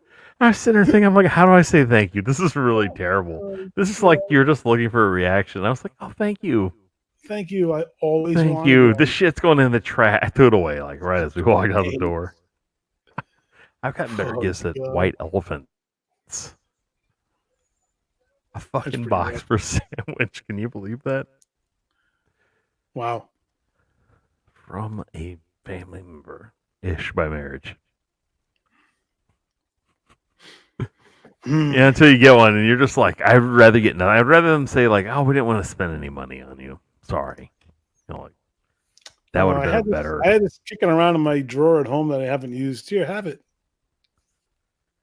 I think they went to the store and they're just like, oh, what do we get the person that didn't want anything? Oh, how about a sandwich, a fucking box sandwich? I would have taken a pair of socks that didn't fit. Like anything. I mean, that's so embarrassing because I opened it up and my wife looked at me. She goes, "What's that?" And I go, "I think it's a box for a sandwich." I could have been. Here's a good question. Was the box used? It was clean. I couldn't tell. But it didn't smell like bread. It didn't smell like bologna or bread. Any residual jelly around the inside rim? But it was definitely a sandwich box. Man, this was like they were at the convenience store going like, oh shit. Or Walgreens. The last minute Walgreens gifts are the worst. I've gifted people like as seen on TV stuff for gifts just to be funny. And then they're like, oh, this is really cool. And you're like, it's not meant to be. Wow. Glad you like it. I got you the pet egg. It's for that bunion.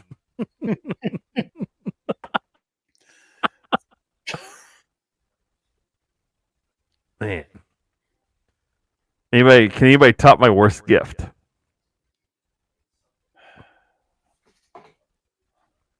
Oh yeah, those gifts are some job lot. There's a small chain of stores called Ocean State Job Lot in Ocean State, Rhode Island. and I assume that they started there, and it's like dollar store stuff. But you could find some pretty cool things there. It was always worth kind of taking a trip in there and seeing what they had. Is it like a Big Lots kind of? Yeah. I haven't been in there in a long time. I'm just gonna have a sneak peek, but I'm gonna visit a Big Lots over the weekend. I've got to go try out the couch. Hmm.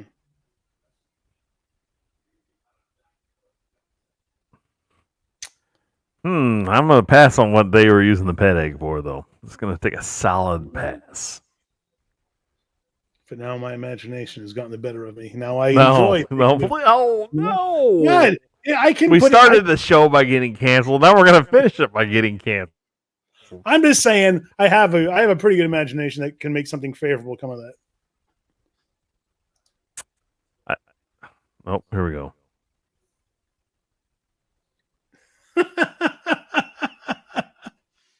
So you have 15 $50 checks.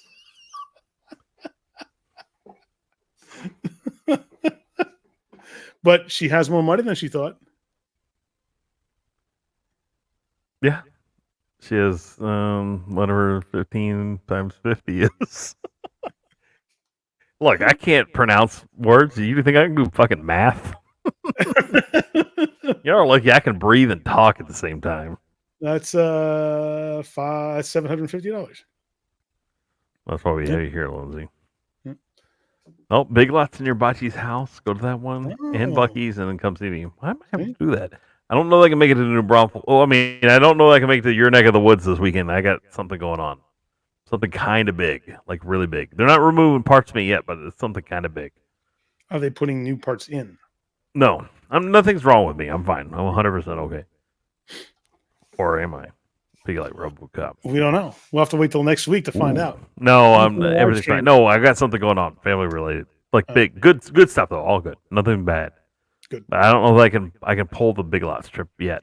But that's a good idea. I'll do a Big Lots. That's a very good idea. A Bucky's and then a Bocce's. Ah, the bees, the 3 bees, the killer bees. I'll probably die at one of them. Which do you think? Big Lots, Bucky's, or Bocce's? I'll let you guess. Boy, I don't know. That's we could do like a Instagram live. I could just be like, doo-doo-doo. I'll just go like to what's that? All 3 are Texas institutions. It's a good idea. Yep. Just looking at the killer bees. Yeah. Oh well, I'll text you. Maybe I'll bring your stuff too. That's even better idea. I can save the $12 in postage. Road trip with a purpose. It'll cost more money to drive down there than it will to mail it to her, but we'll do it. We'll do it. That's like it's worth a trip. Lots. I was gonna go to Big Lots in between my events this weekend. It's a full weekend. My football watching is gonna be on the minimum, like the very minimum. I'm gonna get tomorrow in. We'll watch tomorrow. Saturday, I think I might get the 11 a.m. game. I just don't know if I'm going to get any of the other games. Kind of busy. I might catch the last game of the day. Don't know. We'll just have to see. I'll get some games in tomorrow because we're going to spend the day up at my stepdaughter's house. It's her birthday. Tomorrow being Friday? Yeah. So between that and their new baby, we'll spend the better part of the day up there. And then Saturday, I don't know yet what's happening. Yeah. I got some work. Tomorrow I got to work, just like everybody else. Except for Lindsay. Yeah, Saturday I got to work most of that day, so. But it's all right. All right, let's see. When my grandma, who died with Alzheimer's, used to give me the Benji every year she died. I saved them and asked. Gotcha. Nice. I thought when he said Benji, I thought he was talking about the little dog. I did too. But he's talking about the Benjamins. The Hondos. That's very nice. An 88 old Tornado. Did it have the plate welded in the bottom to protect you from the car bomb? Wasn't it the car from the casino? The old Tornado? I could be wrong. I don't know. Bocce's going to be hooking all weekend. She needs to catch She up on her didn't hookup. crochet from August until last week. Whoa. She's gonna have some hand cramps going back to it. Uh, Well, It's so, quite what the other layoff. untouchable subjects should we cover, Lindsay? oh. Most awkward family moment around the holidays? Who's Oh, got one? I got a couple of those. Believe it or not, I know it's going to shock you to hear this, but I have a few of them.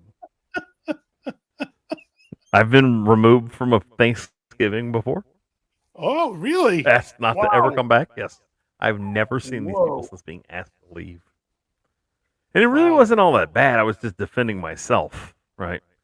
Like I'm Yeah. sitting here, I'm just like minding my own business, and then somebody like takes it upon themselves to start like talking shit to me, and it's like somebody's aunt, right? Not as a aunt by like I married into the side of the family, and so she's like talking shit. I'm sitting there like, are you serious? I mean, like you do realize like who you're talking shit to, right? Like the guy that will return fire.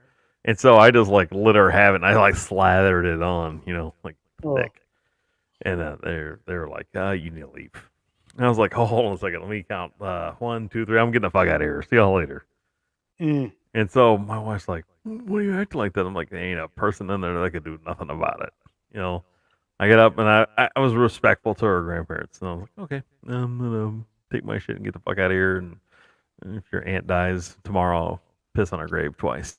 Oof. But yes. So and realistically, like all I did was I just responded to somebody being a complete bitch to me, and I was just like, look, I'm just not gonna put up with your shit anymore. So Yeah, no, if it's somehow good luck. you're talking to my gal wrong tone. You do it again, I'll stab you in the face with a soldering iron. This your mother so? Yeah. No, she was like, oh man, it was brutal. And I was just sitting there and I looked at my wife. My wife's like, no. I'm like, God, no, it's not my vocabulary. So then after that, I spent a few Thanksgivings by myself, which was not actually that bad. It was actually kind of good. This is a good Thanksgiving story. And then there's a couple Christmases, so I wish somebody would have run me over with a small truck or a large one. I don't know. I mean, like this. Sometimes I try to get the hell out of some shit. So, awkward moments. Well, I got another one too. This, I went this to is a one Christmas. awkward from Ken. I went to a Christmas party one time that did not turn out well. I'm just gonna say that. I ended up throwing up in my jacket pocket somehow. I miracled it into my pocket, or into my sleeve, not my pocket. I threw up in the pocket of my shirt. I threw up in the sleeve of my jacket though. Oh. I can pull my wife in right now to validate these stories, like right this second, because she would run in here and go, They're all true. Let me tell you another thing. I mean, you might get the rest of the story too, but we're just gonna leave it at that. Like I got sick on the way home, and I ralphed into my jacket on accident. I was cleaning out the car door. I thought it was clear. My trajectory to my jacket was not proper. So I had to smell that for the rest of the ride home. It was only like a couple minutes. It was like one of those deals I couldn't wait till to get to the house. I was like, it's happening now. You need to stop the car. I got.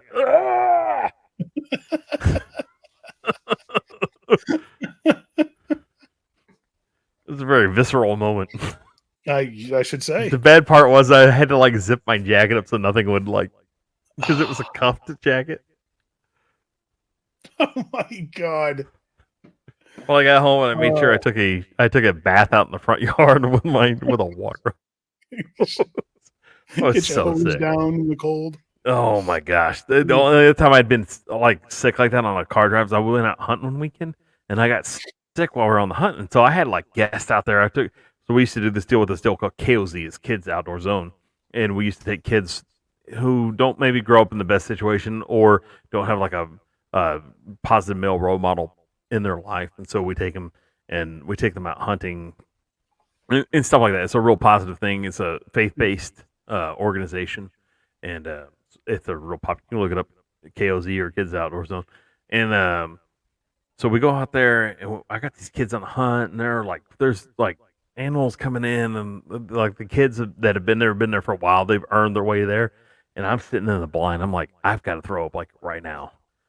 And I'm looking at this little kid, and this kid's looking at me, and I'm like, man, I'm sorry, I gotta go puke. And so I hop out, and you can hear me yakking. You can hear the kids laughing at me throwing up because it's like full body, just like, like I'm just like evacuating myself, and the kids are sitting there laughing. As soon as she starts throwing up, everything turned and looked and ran off. So I'm over there yakking. I'm so sick. And so I have to leave because I'm just like, I can't hold anything down. So I have like a couple buddies and they're like, dude, you don't look good. You need to go home. I'm like, I can't agree with you enough. So I'm trying to drive it's like an hour and a half drive from where the deer lease is to my house. I get like halfway, I have to stop because I'm so sick, but I can't throw up anymore. And I'm sitting there. So I'm in a parking lot of this gas station and I'm like, I got this fever. I'm seeing like visions. And then at some point, a state trooper comes up to check on me, and I'm like, I must have puke on me or something. And he's like, "Oh, you have a nice night," and he walks off. And I'm like, "Oh, this is not good." Thanks for the help. And so I've got a trailer on the back of the truck, and so I go to where I go to Driftwood. I drop off my trailer, and I can't get the trailer unhitched. I'm too sick to do anything, so I just pull the pin out of it, and I just drive off of the trailer, just dive into the ground. And so I text my wife. I'm like, I'm leaving Driftwood now. I need you to like be ready for me when I get home. I am just like dying here. And so I get to the driveway, and it's just like a yak in the driveway, and it's like all water, and it's almost like side to side. My wife's like, "What the fuck is that?" I was like, "Oh, I'm so sick. I can't stop puking." She was like, "Dude, seriously." It was it was not good, but Oof. yeah, I have a couple of stories. But you made it. But you may. Oh man, I'm telling you what, those are like times where you're like praying that somebody clubs you over the head with a bat. God. You know, please just end it. But man, I was like, oh. Well, we got off track. I mean, we go from Christmas to me yakking in my coat. But our viewer rate is the highest it's been all night. No, would y'all like to hear more stories from Cass? I have plenty. Viewership. Most of them are true. Most of them are true. Gluttons for punishment. Yeah. I don't know. See, Lindsay had a little sniffle and he couldn't make it by the shop this week. It looks fine to me right now. Actually, the only thing I wasn't doing was sniffling. My sinuses were fine. Oh. Did you get my sockets in this week? I don't know what I got in. Wait, I'm so tired of using the sockets without the magnets. Really. Oh, those sockets. Oh, no, really kind of pissed at you right now. What? You and Gear Wrench. Mainly you, though. I'm kidding.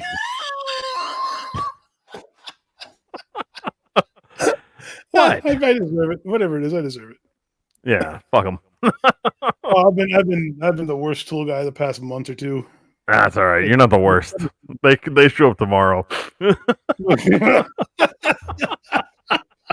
If you're watching, it's true. I only say that because it's 100% accurate. JWC Tech. There's some Gear Wrench magnetic spark plug sockets, and the reason I like them so much is because whenever you're changing spark plugs on any LS engine, they don't get stuck. It's a true story. And yes, the Friday people are my least favorite. But they're not as reliable as you would like them to be. They're reliable. They show up every Friday. I wish they'd fuck off for a few of them. Could really use a break from having to talk to them. I feel so bad because I don't buy anything anymore. And I'm just like, come on the truck for a minute. What do you think about this? It's only $22. I'm like, I'm not buying that. If I buy it, I buy it outright. I'm not making payments. I only make payments. Can I interest you in a slightly small, hardly ever used heated Snap-on jacket? Slightly small. Small for me or small for most humans? Small for you. And no, because I think I might own it. Oh. Or I might have owned it. So you got the inside track on that. And I did get in a Snap-on thermal imager. Never been used. What are you selling that one for? $300. Ooh, like the full screen one? Still has a little film on the, right. on the display. Hide it for me. Give me first dibs on it. Sure. Or first right of refusal. Yeah. I don't know why I have one. I don't know why I need another one, but give me First Right refusal. Take a look at it Tuesday. See if you like it. Yeah. Oh, and I'm having an M18 Milwaukee sale right now. Do you have anything that rhymes with pulse hole chainsaw? No, they were. I told you to deal on that. I wanted to wait just a Yeah. little bit. See if your Black Yeah. Friday deal was any better than your regular deal. The deals on those haven't changed. I took advantage of some. Did you get some batteries for Robert? New ones or ones that he Yeah. sent off? I don't know. I don't know. I gotta look. The M12 batteries are a 4-letter word at the shop right now. I can understand. I don't know how many I own. I don't know how many of them that I own that you have currently. But I know that it's probably We more cycled than through zero. at least all of them. I don't know. It feels like it's like every week. I go like, hey Lindsay, guess what? I got another broken battery for you. Hey Lindsay, guess what? Hmm? I said, hey Lindsay, guess what? What? I got another broken battery for you. But it's not broken the same place this time. It's broke different. Oh, okay. This is my You're shock like, face. oh, huh? This is my shock shocked. face. Yeah. Oh, Ken wants to talk dirty TPMS reset tools. Autel's got a good one. It's okay. It's not the most user friendly. Well, I don't know. Look, I've only had experience with 2 TPMS tools, one being the Snap-on, the other being the Autel. Mm-hmm. I haven't done a ton of tires, so it's really hard for me to go and tell you how I'm going to be an expert on either. I'd say the Autel is better because I own one, but Snap-on might be good. There might be other brands out there that are just as good. I'm not sure. JWC Tech says the Home Depot has 2.5 amp hour battery or charger. I think he said battery with charger and free tool for $179, 13 options as a steal, but will sell out soon. Is it 2.5 amp? Yeah, it's 2.5 amp hour batteries. I'm sorry, I said 2.5. I'm an idiot. I apologize. I can't read that, and it's on the screen where it's about that big, and it's about 4 feet from my face. Yeah, they're Home Depot's holiday deals are absolutely crazy.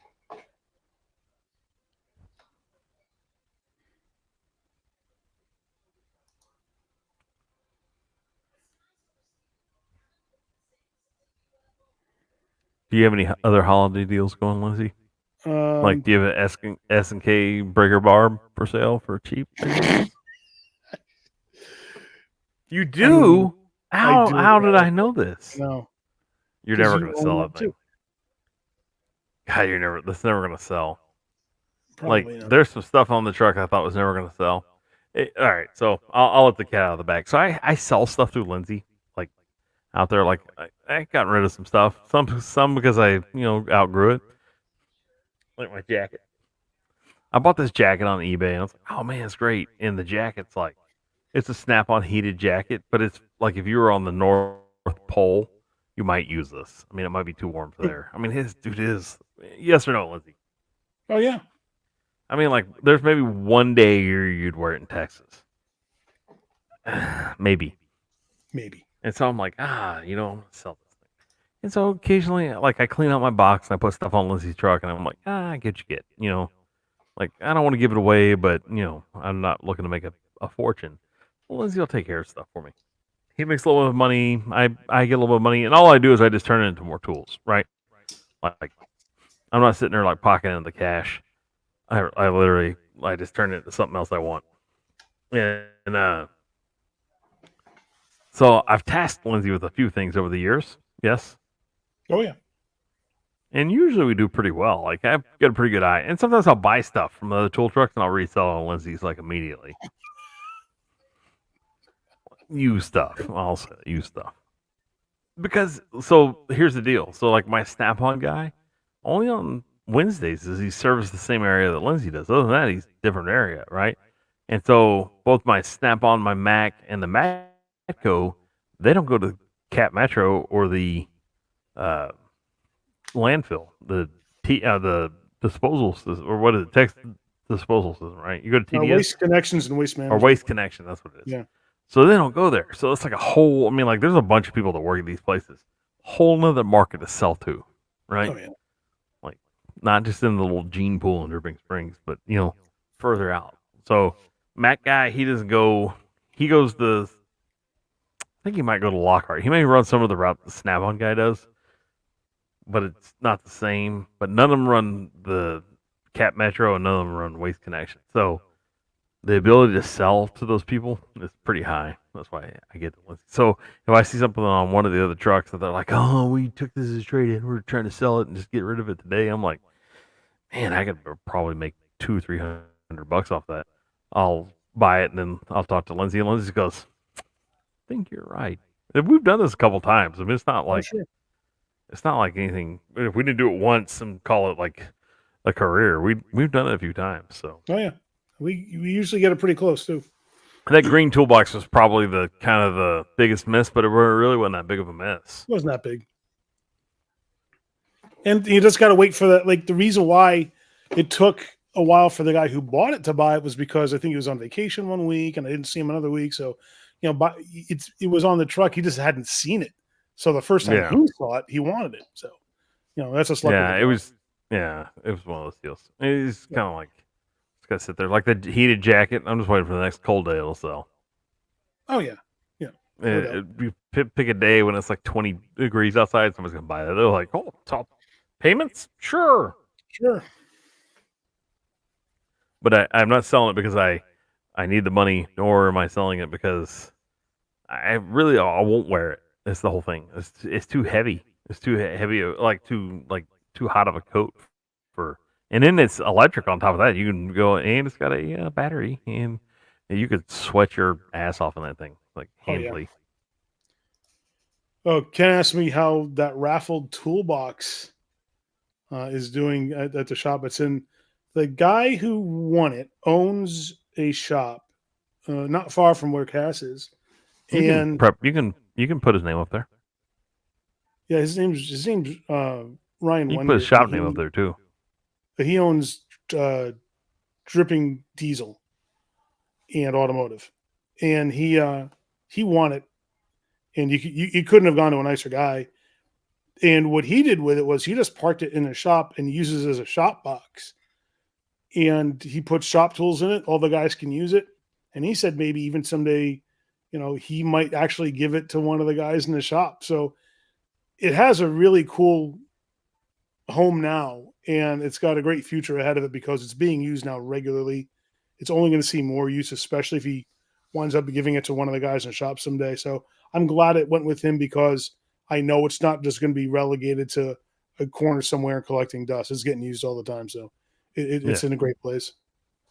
Yeah, he's a good dude, all the way around.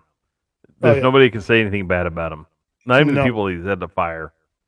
Even they can't say anything. Even they, he's actually, I know 2 guys he fired who wanted their jobs back, and he gave it to them. So I think I know. I think I know which shoe you're talking about. I'm sure you do. The fact is, these guys love him, and they want. I think one of them he's fired like 3 or 4 times too. 3, I think. Yeah, he's. I'm shocked. 4. Well, how do I know that? Yeah, I mean, that's the caliber of person that he is. He can fire you, and you'll still love him. Oh man, he would like even if he yelled at you. I don't even know if he yells. I don't think he does. I mean, like he's pretty intimidating looking when you see him. I mean, he's not. He's not the guy you would tell like to F off. You'd be like, no. I think I might choose my words differently. He's always in a great mood. But you couldn't find a guy that's more far from like that than I mean, like the guy, he's just like a really nice guy. He's very polite. It's the reason why he's successful. Yes. The reason why he's got all those people working for him, and they all like working for him. You don't hear anything bad out of like, oh, he's a dick or this or this or this. Nobody does anything but sing his praises. I've never heard a complaint about him. And he's the best part about being in his situation now is a lot of times if you're nice, people mistake that for weakness and they take advantage of you. He doesn't have any of those guys working for him now. Everyone who works for him. Maybe one. I don't know. I think everyone who works there around us loves them, Well, and they they love all know him, they got. but you know, I don't think anyone's really taking advantage of him. They've all got a lot of respect for him. They know how good they have it, and they their know options are they're their appreciated options aren't and they're great entertained. for a couple of them. It's either there or jail. They choose. Well, that's true, but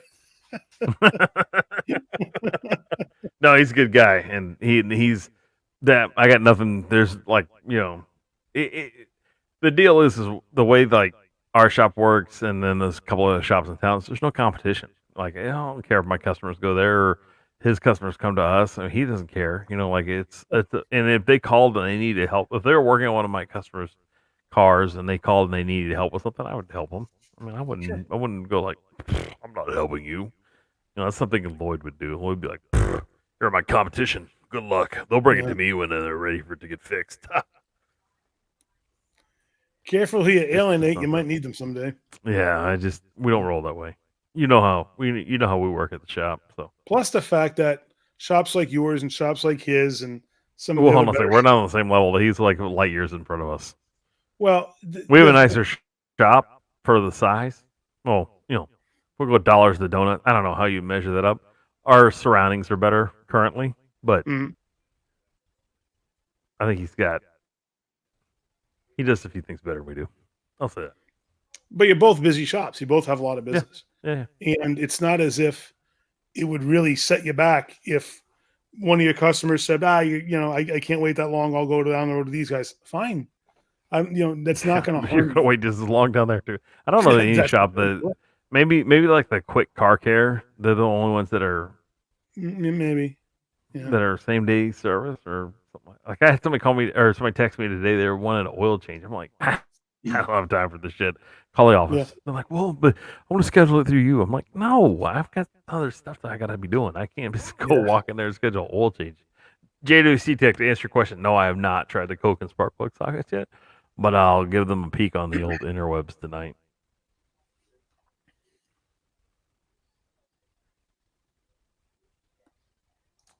But no, good stuff though. A Yeah. lot of good shops in town. A couple of turds.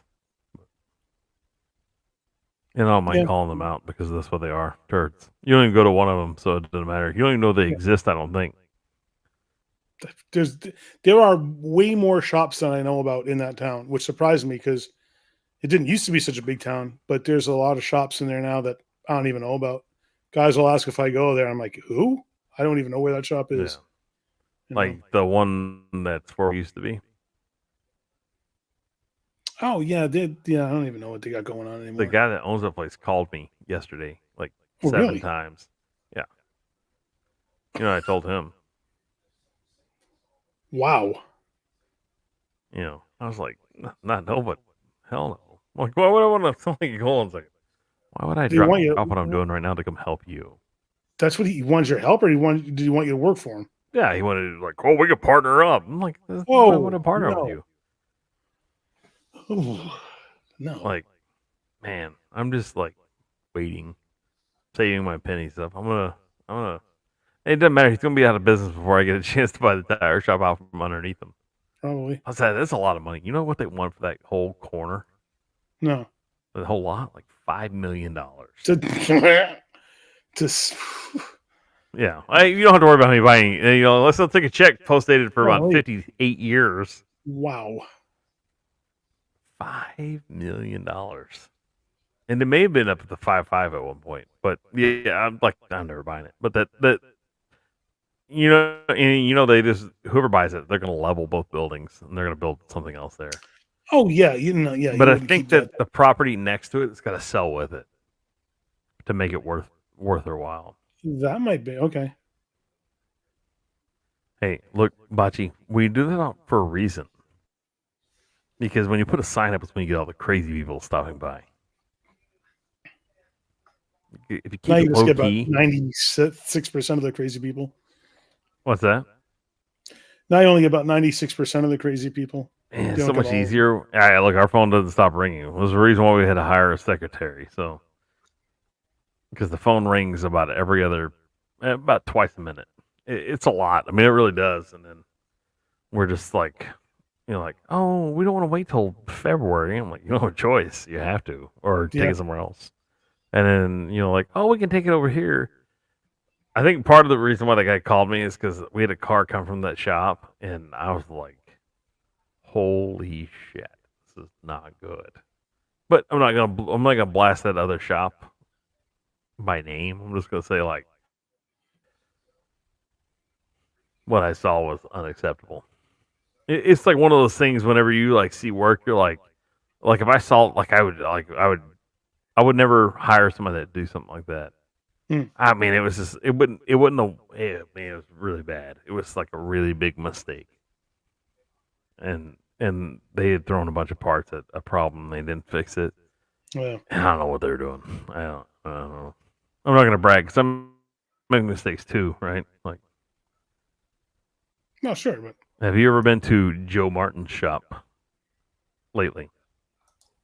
no, Or I haven't gone out there in a long time. They are always busy with their TV show, so they have very little time to spend with a tool guy. And most of them are so far along in their careers, they don't really need to buy tools, and and they all work kind of weird schedules where I can't get out there until later in the afternoon, but some of them are already gone by the time I get out there. So it's a and what? and Yeah. I think aren't they sponsored by like Mac or Oh, Mac something like does have that? a sponsorship agreement with a shop. Yeah, So a lot of times, if they need something, they just say, "Hey, Mac, can you send us this?" And Mac sends it to them. So, but they're only that one shop. There's two other shops in that little area with them. There's Rexrod, and that there's guy's pretty cool. a painter who has his own paint shop there. But they all work Oh, cooperative with each other and help each I other got out. a question for you. Hmm. Where did Classic Jaguar move to? Do you know where? I don't know the name of. I don't think there's the name of a road because I think it's just like a driveway. There's a dog training school. There's a red sign on 290. Yes. I don't even know it. They used to have like a baseball training and batting Yeah, cage. I know exactly what you're talking about. They bought all that.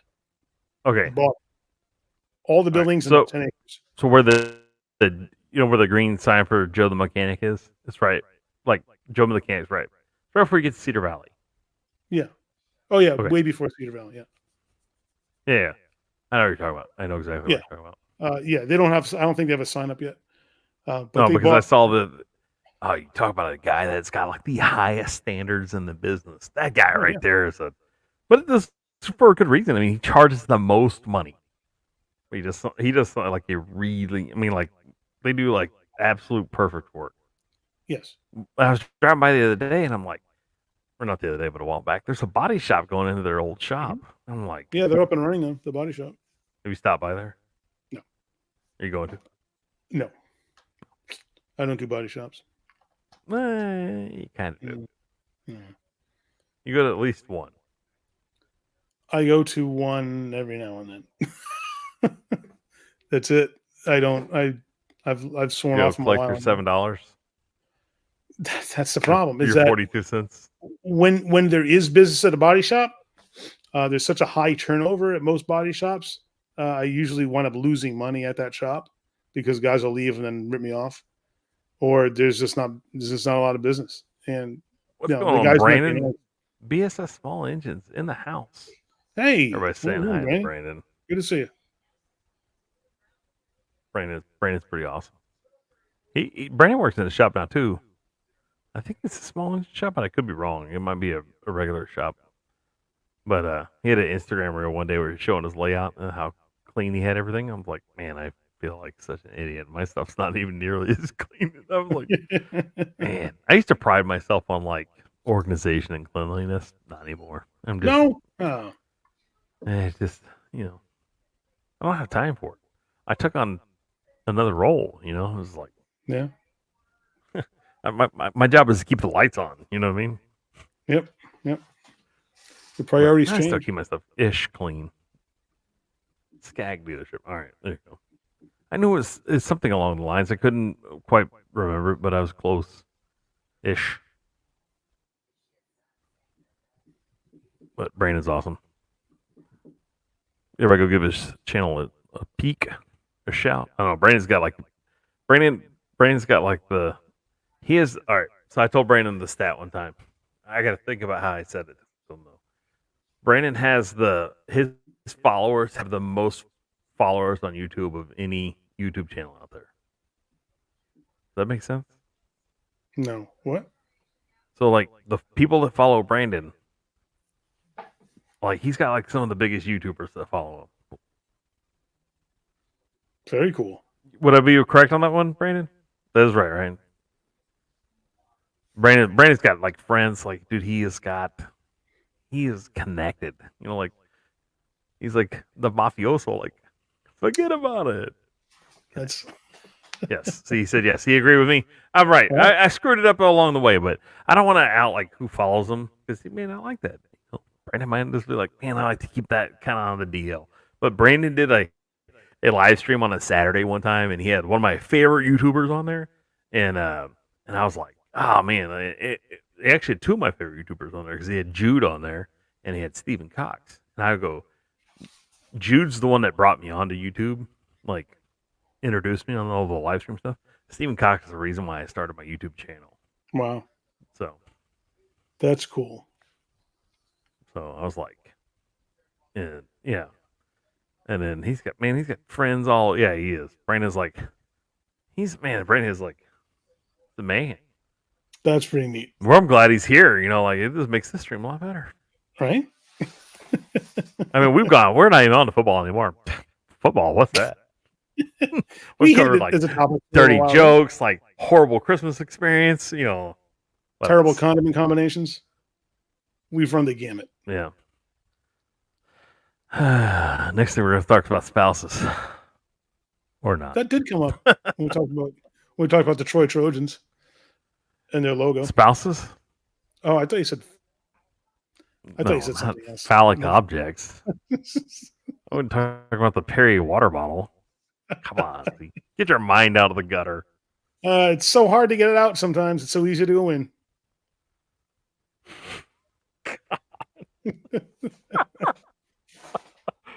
Oh man. All right, we gotta have one more subject and we're gonna end it. We're gonna go to 2 hours and 30 minutes and then we're gonna call it a night. We've waited for Jude long enough. He's just not going to show. Hey, let me send him a text. Wait, he's still waiting on you, bud. Hey, man. Like, holy shit, are y'all still on? Still waiting on you. Oh yeah, Bocce did mention we did talk about how kids were named.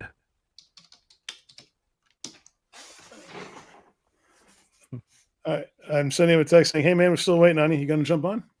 If he jumps on, see, at this point, he needs to go live, and then we'll jump onto his stream. That's a great idea. Yeah. See, yeah, I mean, Maybe he is live. Maybe he's two-timing us. Oh man, if he is, then Let's see. he's missing out on like 9 people watching. Yeah, but I'll take the 7 in the chat and us 2. you couldn't handpick a better audience right now. We've got them. Oh yeah. Hold on. Unless some are two-timing us and they're Oh, got watching two streams both. going. Oh my. He said my middle name. JWC6 says my middle name is after John Wayne. Is it the Duke?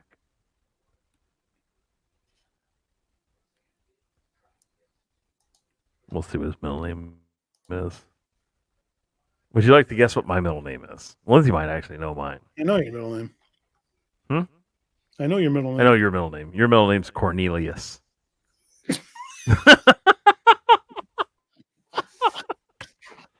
Cornelius. Lindsay Cornelius Coyle. If only it were.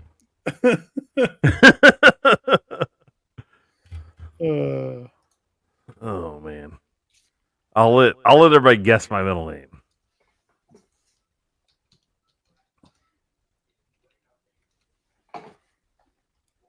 And then I'll tell a story.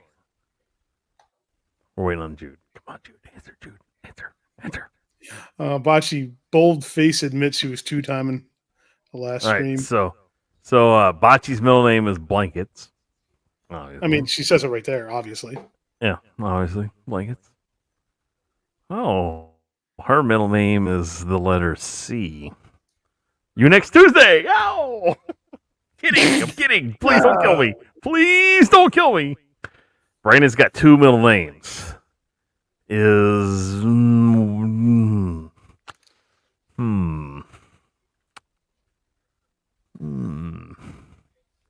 I hate guessing middle names. I'm never right. That's why I went with Cornelius. That's why I was like, that's the.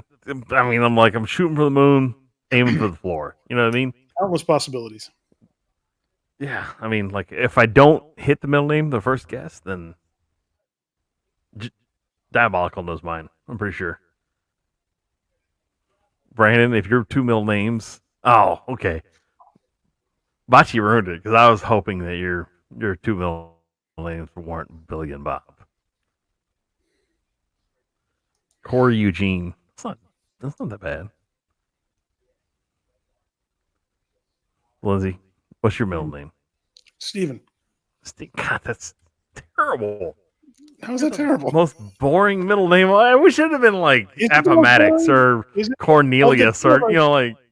Of the two of us, who Steven. has the more boring middle name? Mine's gonna like middle with yours for sure. I have a very middle name as well. Mine's a very middle name. You know what I mean? It's not so much, it's not a really great middle name, but it's not like, like solid though. It's solid. It's a very solid middle name. It is. But people that know me know my middle name. I know your date of birth. I know where you live. I know your phone. I know everything about you. All right, the date of birth's the one thing you can't give out. I don't want anybody to know. I won't give that out. All right.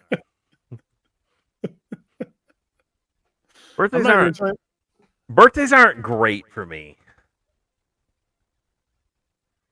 You're totally joking, by the way. Yeah.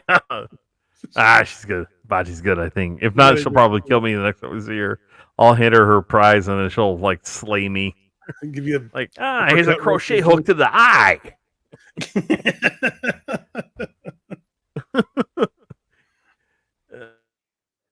Teach you something in Rhode Island. Quack. This is how we do it in Providence. Yeah. I got my ass beat severely. Straight out of Cranston. Oh my goodness.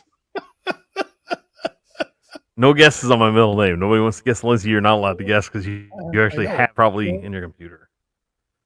I bet you my daughter doesn't even know my middle name. That's not she really she must. I don't know. My son knows my middle name, like pretty because it's his middle name too. His mom picked it for him.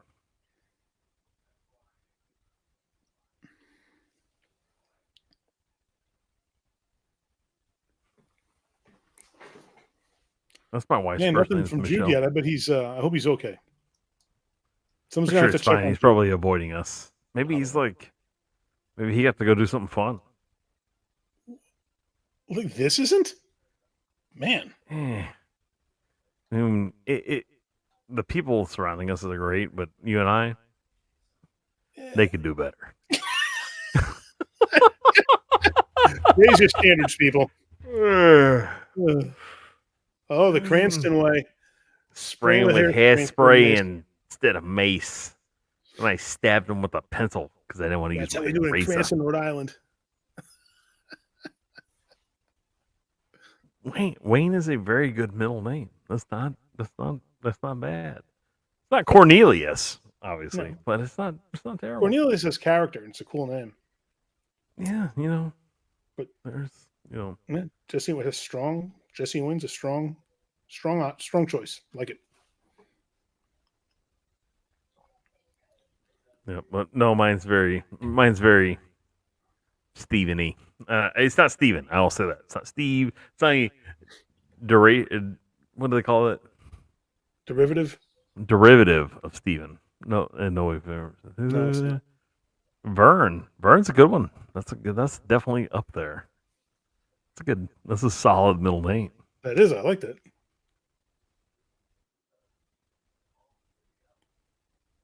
Very solid middle name. Bocce's middle name It's not Blanket.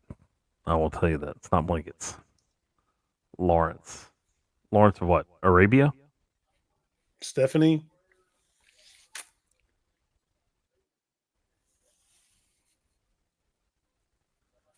I said Arabia.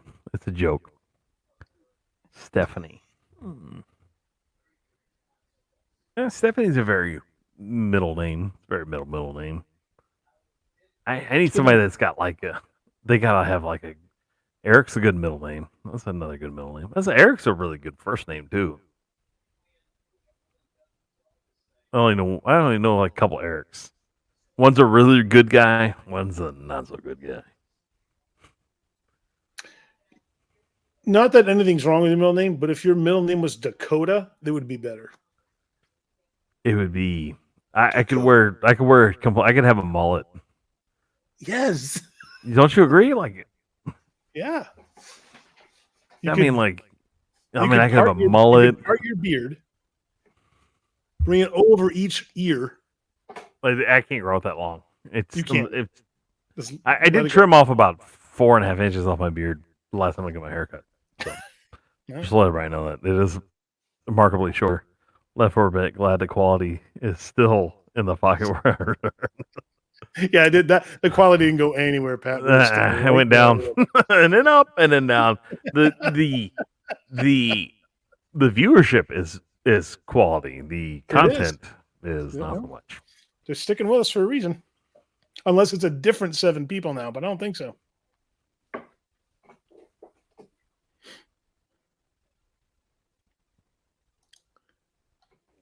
James, John, Peter, Lionel, and Andrew Joseph. Can you tell what book my parents read? Cat in the Hat? Cat in the Hat. Hop on Pop. It's not where the sidewalk ends, Lindsay. Come on. It was Chicken Soup for the Soul. No, that wasn't it. Oh, man. She's laughing. She thought it was funny. Oh, well, no. JWC's got a few good quality guesses for you. Red, Fire, Crotch, or Ginger? I can't. Firecrotch would be an awesome middle name for just about anybody. Firecrotch would be a great middle name. It'd be a good like male stripper name too. Welcome to Firecrotch. And now, ladies and gentlemen, on the stage. I don't think it'd be gentlemen. If it does, it's not a club you'd want to be taking your clothes off if you heard that. Ladies, gentlemen. It's not an indication of a medical condition. Welcome, Firecrotch. And have like fire alarms going off. What would your entrance music be if your middle name was Firecrotch and you were? All right, hold on a second. Oh, if it was Firecrotch, I don't know. I have to think about that. All right. Would it be Def Leppard's? I got a better subject here. What would be your stripper entrance music? Depends on what my stripper name would be.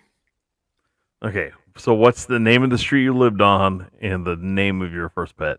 Is Keezer Marlboro would be my stripper name. We have a special guest. Oh my God! Just in time. We had mere minutes left.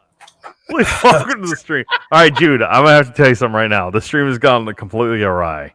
Uh-oh. Yeah, we have been on sports. We were on sports for like 7 minutes. We've been on a really downward spiral. So we're coming up with we're telling everybody what our stripper name is right now. And so the rules of the stripper name is what's the name of the street you lived on and the name of your first pet. Or no, it's the name of your first pet. That's your first name. It's the name of your first pet and the street you lived on. The pet's name is your first name. The street is your last name. And as I recall, Bocce has the greatest stripper name in history. Oh, that's true. Mine's going to challenge that, I think, because mine sounds like a legitimate, straight-out stripper name. How about, well, I guess if Buster Cofield. That's pretty good. Oh, man, that's cool. This question, though, is what would your entrance music be? Yeah, what would your stripper entrance music be? Oh, wow. I get a pick? Yeah. Yeah. All right. All right, crowd. Now making his way to the stage, coming from the Inland Empire, California. And then the music's going to start in the background. She was the Can't be a best. Britney Spears song. You can't go with Britney Spears. She was the best damn woman that I ever seen. I probably could have He thought this out. He had the music ready to go. He did. I thought it out of my head right now. That'd be pretty tough. Oh, Brandon's is pretty good. Brandon's is pretty good. If so, mine is Summer Took. That is pretty good. What was Bocce's? Bocce's Psycho was Madison. Psycho Madison. That is just an outstanding. Well, all right, so what music are you walking out to, Bocce? You can go some What's Motley your- Crue for us? Little pour some sugar on me. No. No, little. We can go Man, vaudeville. sorry I missed the stream, guys. It's like 2 weeks. It's all in a right. row. Last We'll week I forgive you. screwed up. We're not going to talk football, though. The football's out of the question. All We're right, just going that's to fine. mainly. We're just going to send this thing off the edges. Unless you want to go live and we'll hop on your stream, we'll all jump over there. And then Oh, we'll shit on your we'll shit your stream down the tubes too. I mean, we can just get wild with it. We can. Yeah, man, let's get jiggy with Lin- it. I got guns I can show you. Crazy train. Lindsay is like crazy train. All aboard! I can add the echo on the. You know. Wow. I don't know what my music would be. I'm still working on the music. I'm unsure of that. Oh, GWC Tech. That's a pretty solid name there. Kitty Ruskin. Oh, you must have been like 2 years old if you name your first cat Kitty. Oh, plot twist. That was the name of his dog. Pat Paulson says, it's raining men. It might be. That's a good choice. For Solid. That's a solid entrance for a male stripper. Yep. It's raining men. What was that? The Pointer Sisters? Yeah, I think so. I'm not going to admit to fully knowing that song. Yep, Just, no, it you was. know, that sounds a little bad. no, was That's it? calling Kitty. You see the Kitty from Oh, we're gonna call him Kitty Ruskin. It's like Teddy Ruxpin, but we're gonna call him Kitty Ruskin. Oh, It's all Kitty Ruskin. You just gotta he's say it gotta with like a take the really screen country name voice. down. You be like, it's all Kitty Ruskin.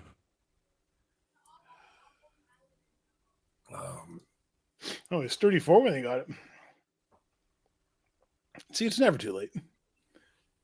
It's never too late if your name is Kitty Ruskin.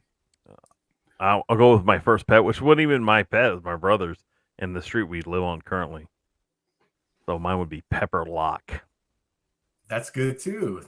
That's a very good one. Are legit. Let me see what my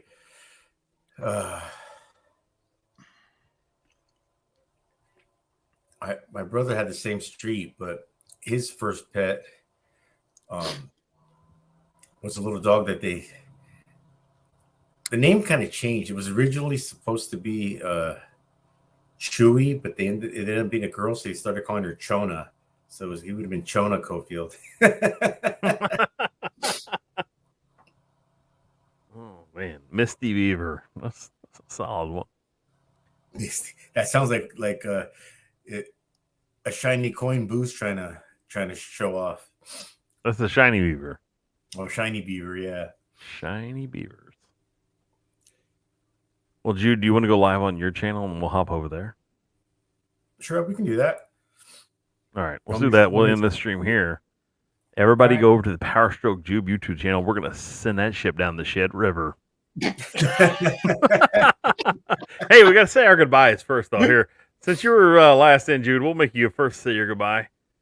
All right. Good night, everyone. Thanks for tuning in. It was a great stream. I'll you next week. All right, Lindsay. Thank You're you, here everyone. for the whole mayhem. I was. It was a ton of fun. We had some good jokes. We actually did get some good substantial college football talk, and so it was a good time had by all. Remember, you cannot spell college football without the letter B. All right. This is officially off the rails time here. I'd like to thank everyone for jumping on. And we got more views on just talking shit than we did anything else. So I was really happy about that. Remember, next week's our college bowl game showdown. We're going to talk about some fun stuff there. Join us. Also, we're going to give away another Wide Right CFB package. Hopefully, I'll get it to y'all before 20 and 24 ends. And from the Wide Right CFB headquarters, this is Coach Cass saying, the team that scores most points always wins the game. Thanks for watching. Night, And I everyone. hit the dictionary.